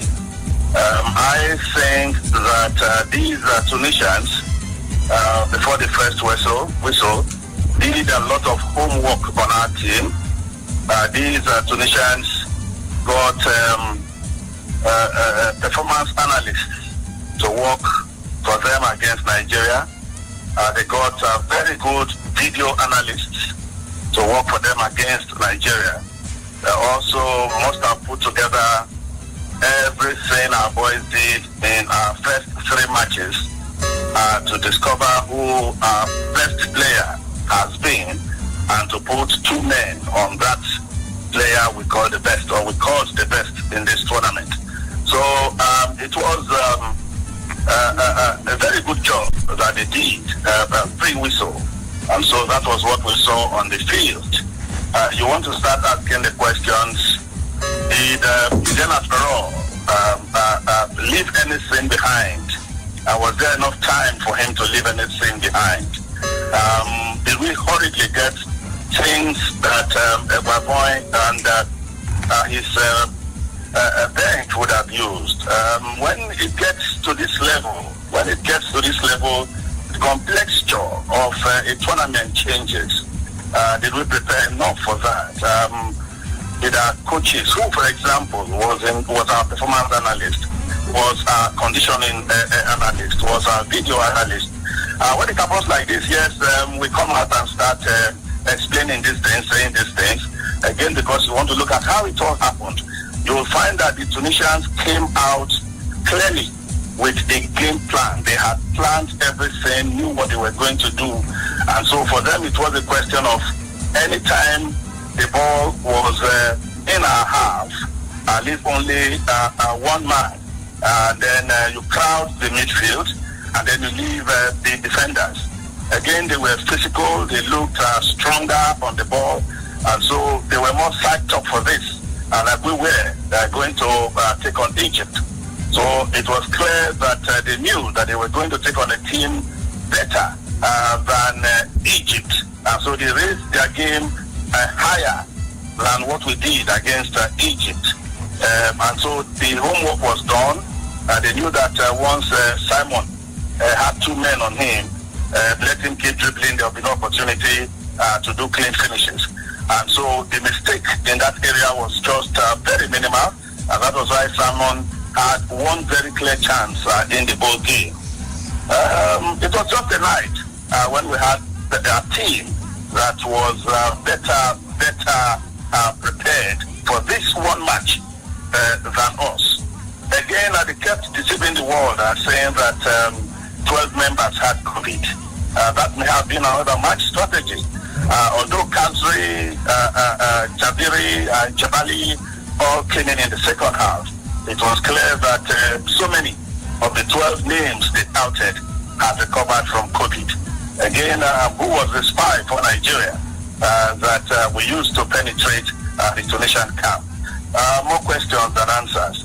But again, this is how the sport goes. You have your days and I have mine. And if today is for Tunisia, let's give it to them. The better side on the night one. There was also that element of poor calculation.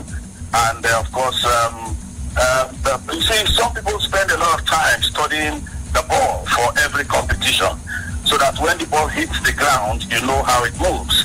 When the ball is airborne, you also know if it is wind assisted or no, it can go against the wind. The moment that player also did a wonderful take, let's give it to the Tunisians too. One way of beating goalkeepers, particularly very tall keepers, is to make the ball bounce just before them. And so what that guy did was to hit the shot in a way that it bounced just before Okoye. And so our man went down, but a second too late. And that was why all he could do was to just parry the ball or touch the ball in a way. But the ball had already taken its course after it bounced. And that made it much more difficult for the keeper. Ask any keeper anywhere in the world. Once the ball bounces in full velocity, in full steam, in full power, in full flight, and lands just before you, it takes another turn. It may just be very, very short, but then you are disadvantaged and you are in trouble. Again, the word did not come out to give anybody any advantage. It was just poor luck. He too was surprised when it happened. But that's how it goes when it is a day that is not yours. However, it is time for us to come back and ask ourselves a lot of questions and start planning well and better. And when you want those points, maybe not to rock the boat tonight, I may not say them, but if you want me, what is there? You can ask your questions. Okay, let me just quickly chip in before Yinka continues. Let's take a look at the substitutions made. So we obviously knew that our wing play was already found out, like you already said. They studied and analyzed us. But the changes that Eguavoy made, do you think perhaps we could have brought in maybe like an Onyekuru or perhaps even an Ejike?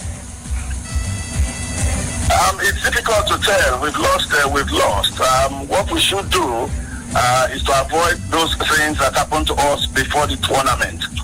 I think now that Ghana is the country in front of us at the World Cup ticket, this is the time to avoid those things that happened to this team going to the Nations Cup. You will agree with me. You call it Onyekuru, you call it Ejuke and others. But again, the other day we saw Osimhen playing for his team Napoli. I think somewhere along the line that whole matter was not well handled. You also saw Dennis playing and getting a red card the other day, yesterday. His was also not very well handled. And so I will not lay one single blame on the step of Coach Augustine Eguavoy. Rather, we should give him kudos because he stood up when there was nobody for Nigeria because Bro had to go and somebody had to just do the job. Like he said, he was in far away worried. He was even surprised to hear that he's been called to do this. Again, being the technical director of the national team, the only way forward would be to take the job and get a few people together to work with. What then did they get to also work with? We have to also ask questions. If nothing was given, let's get everything they require before the game against Ghana. It's not about Onyekuru coming or Ejuke coming. It was just a bad night. A night where you had men who had more taste for victory, men who wanted it more, men who were ready to throw everything in. You saw the Tunisians. At times they would fly in to get headers. Tackles were very stout. And so on a day like this, you just find that the one who wanted it the most got it. Well, I was going to come to the case of eventually, can we say lack of depth eventually was our bane. Perhaps this is where it would have worked for Nigeria. You made mention of earlier on, you talked about Osimhen, Emmanuel Dennis, remember Paulo Noachu, Odonigalo. Can we say it was really at a time like this that lack of depth really showed up front? When we're looking for goal, we had to rely on Umar Sadiq once again, who we know his game really lacked a bit of urgency. Yeah, but Sadiq played what I would call his best game today. Yeah. Because he showed the kind of hunger that he did not show us when he was given some minutes under his boots in this tournament. Yes, I would say so, yes. Lack of depth also affected our team because clearly you don't put Sadiq and Osimhen in the same class. That's why one does it in Syria for the Calcio, and the other one in the second division in Spain, the Secunda. So you want to look at that. It also affected us.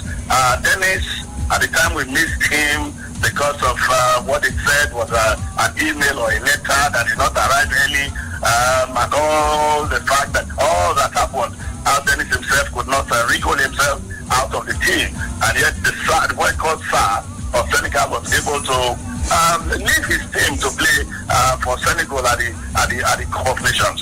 Again, how did Nigeria relate with these clubs? We've got to start looking at what happened, analyze everything. It is not the time to lay blames. It is the time to pull together as a country and say, where did we get this wrong? What and what should we start doing? Do those things.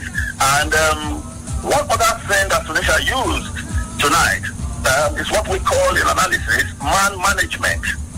They looked at our men and carefully managed the men, particularly the ones we felt were our main teams, those who the generals are for Nigeria. Take for example, Iheanacho saw how because of man management.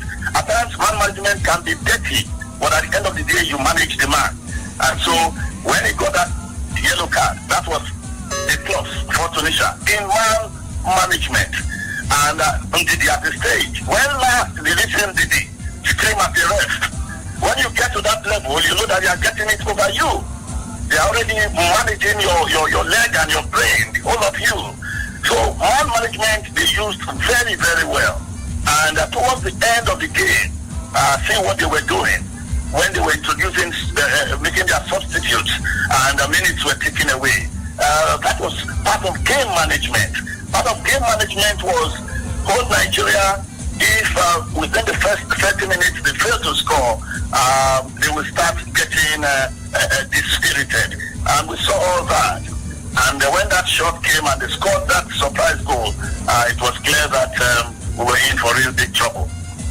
So it came down to man management, game management. But again, we have to advise.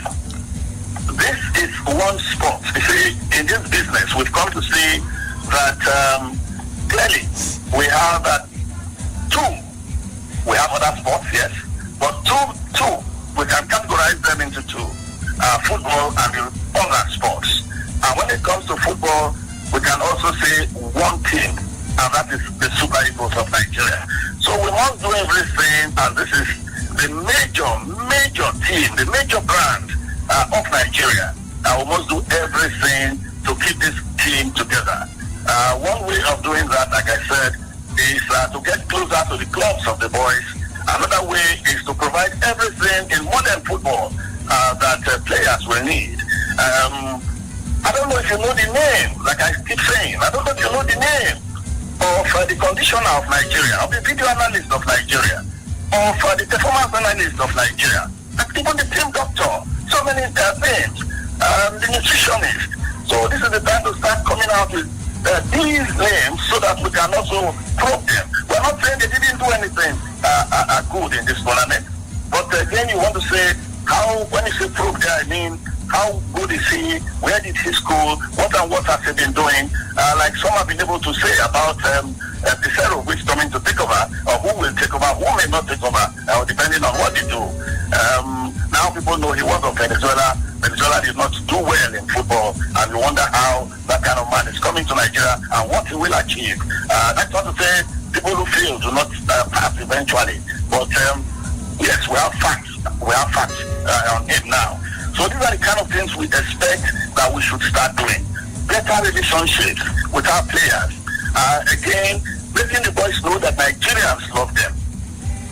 You find that the Super Eagles gather, they see journalists coming, they are not happy to talk to journalists. They are not happy when people come around them, that fear of people saying negative things or reporting the negative about them.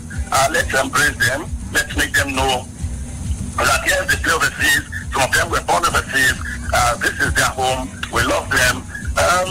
Not every failure is bad. So this is just one of those things that I see as a stepping stone to better days if well used. Also, we must look at parasitic advertisers. If you want to give the Eagles anything, you want to be part of the national team. Ede Tupungo taught us when we were junior reporters that when you cheer if a goal is scored, you're only reacting to an impulse. So when you go about promising funds to a team that is already at the war front, you are just reacting to impulse. But when you cheer, and I said, when your team has not even scored a goal, you are really supporting. I therefore will prescribe or propose that time has come for the FF to start saying to everyone, support the team before they take off. Tell us what you have for this team. Once they move and they've gone there, let's not disturb them, wherever you come from. And that means a lot. So that they can fully concentrate. I play the game. And so I know what it is like when I now start talking about how much we will get for beating an opponent. So all that we should also look at so that you don't rewire the brains of boys who should be thinking about their opponents or spending time listening to you. But again, it's our country. That's not to say, for example, there's nothing wrong in Mr. President greeting the boys this morning. That's our number one citizen. Yeah. If he didn't have the time to do it before now and did today, it's okay.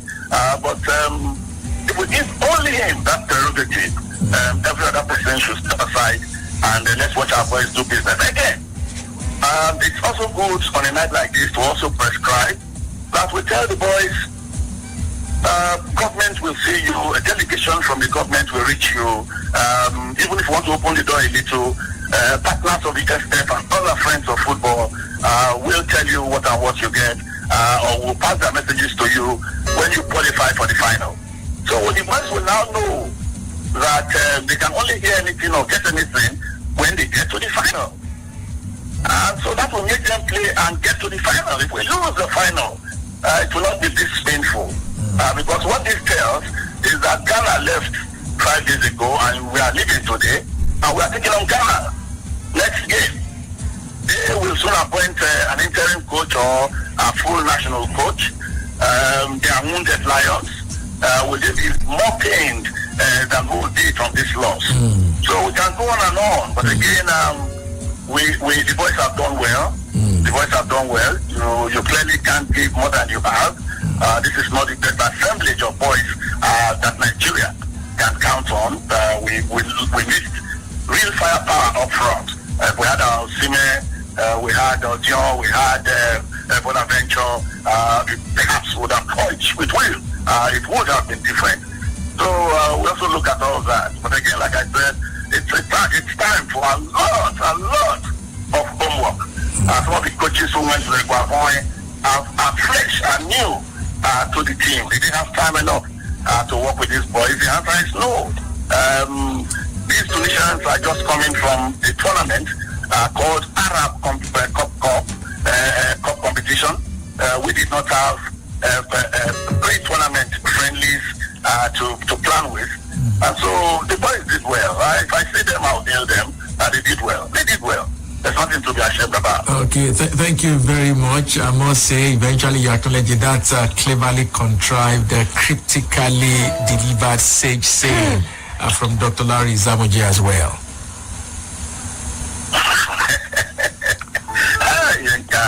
I went somewhere today.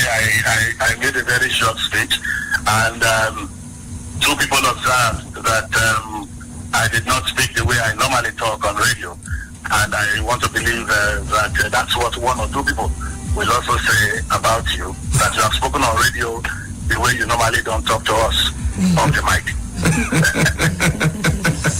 So it's good to have a good laugh, and Nigerians should brace up for better days. Better days will come. Okay, we should have a good day.